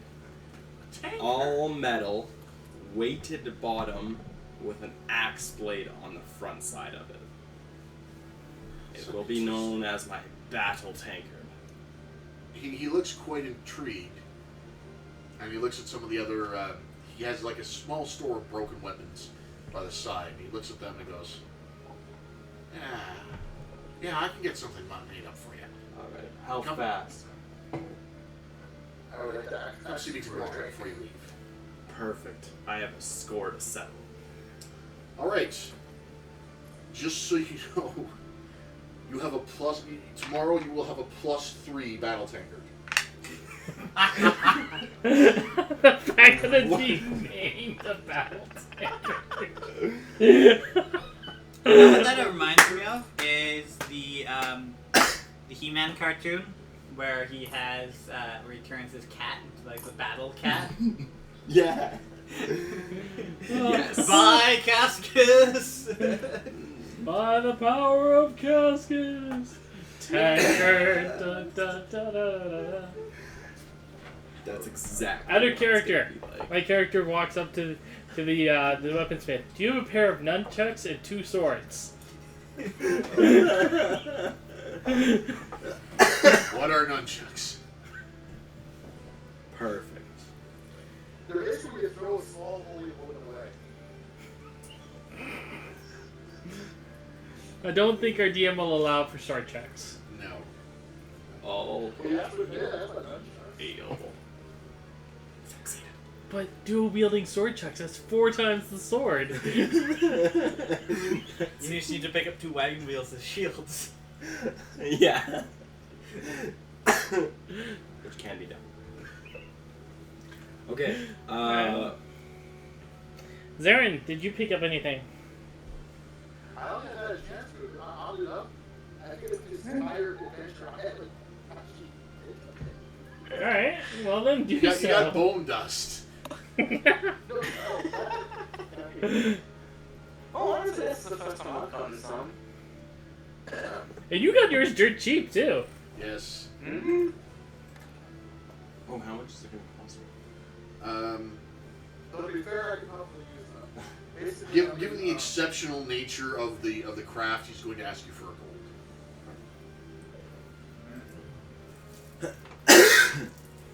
I got mine basically free.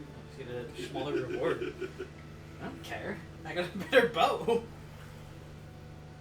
It's not like I'm doing this to get paid. Magikarp jump. I love the time delay from the tree. Well, any case. Anyway, for those of you, Parents going to look for weapon racks, actually looking for an instant saves. Frankly, they could use a little better weapon adjustment just in case scenario. so for the stabs, Yes. saves, yeah. All right. Let's see, what have they got?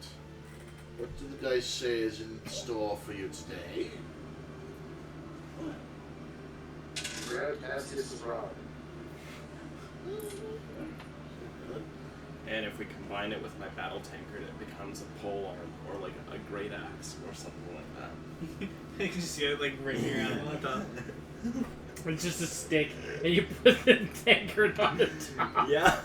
It's like flopping all over the place.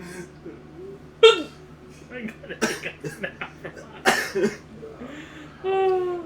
All right, Zarin, do you want to roll? Do you want to roll perception as you go through to see if you find Yeah. 19. 19. Okay, you do find one staff in amongst the collection that seems to be made of exceptionally sturdy wood, and seems to be free of knots or other things that would impact its strength, and it feels quite light and very straight and strong and flexible in your hands. This would qualify as a +2 staff. Okay.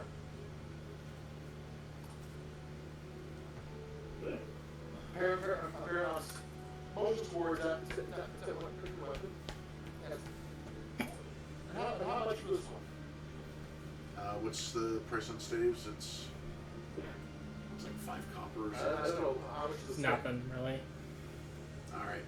If there's nothing magical about them, then they're dirt cheap. Okay. It's no better than a stick. So he looks at it and he says, "Oh yeah, 5 copper."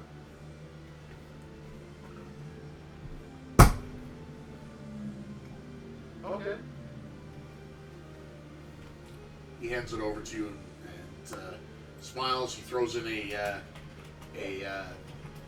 leather weapon wrap for the grip on it, free of charge. I thought it's over then.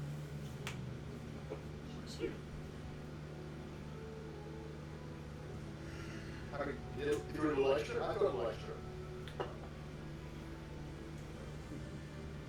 Fair enough. Let's see.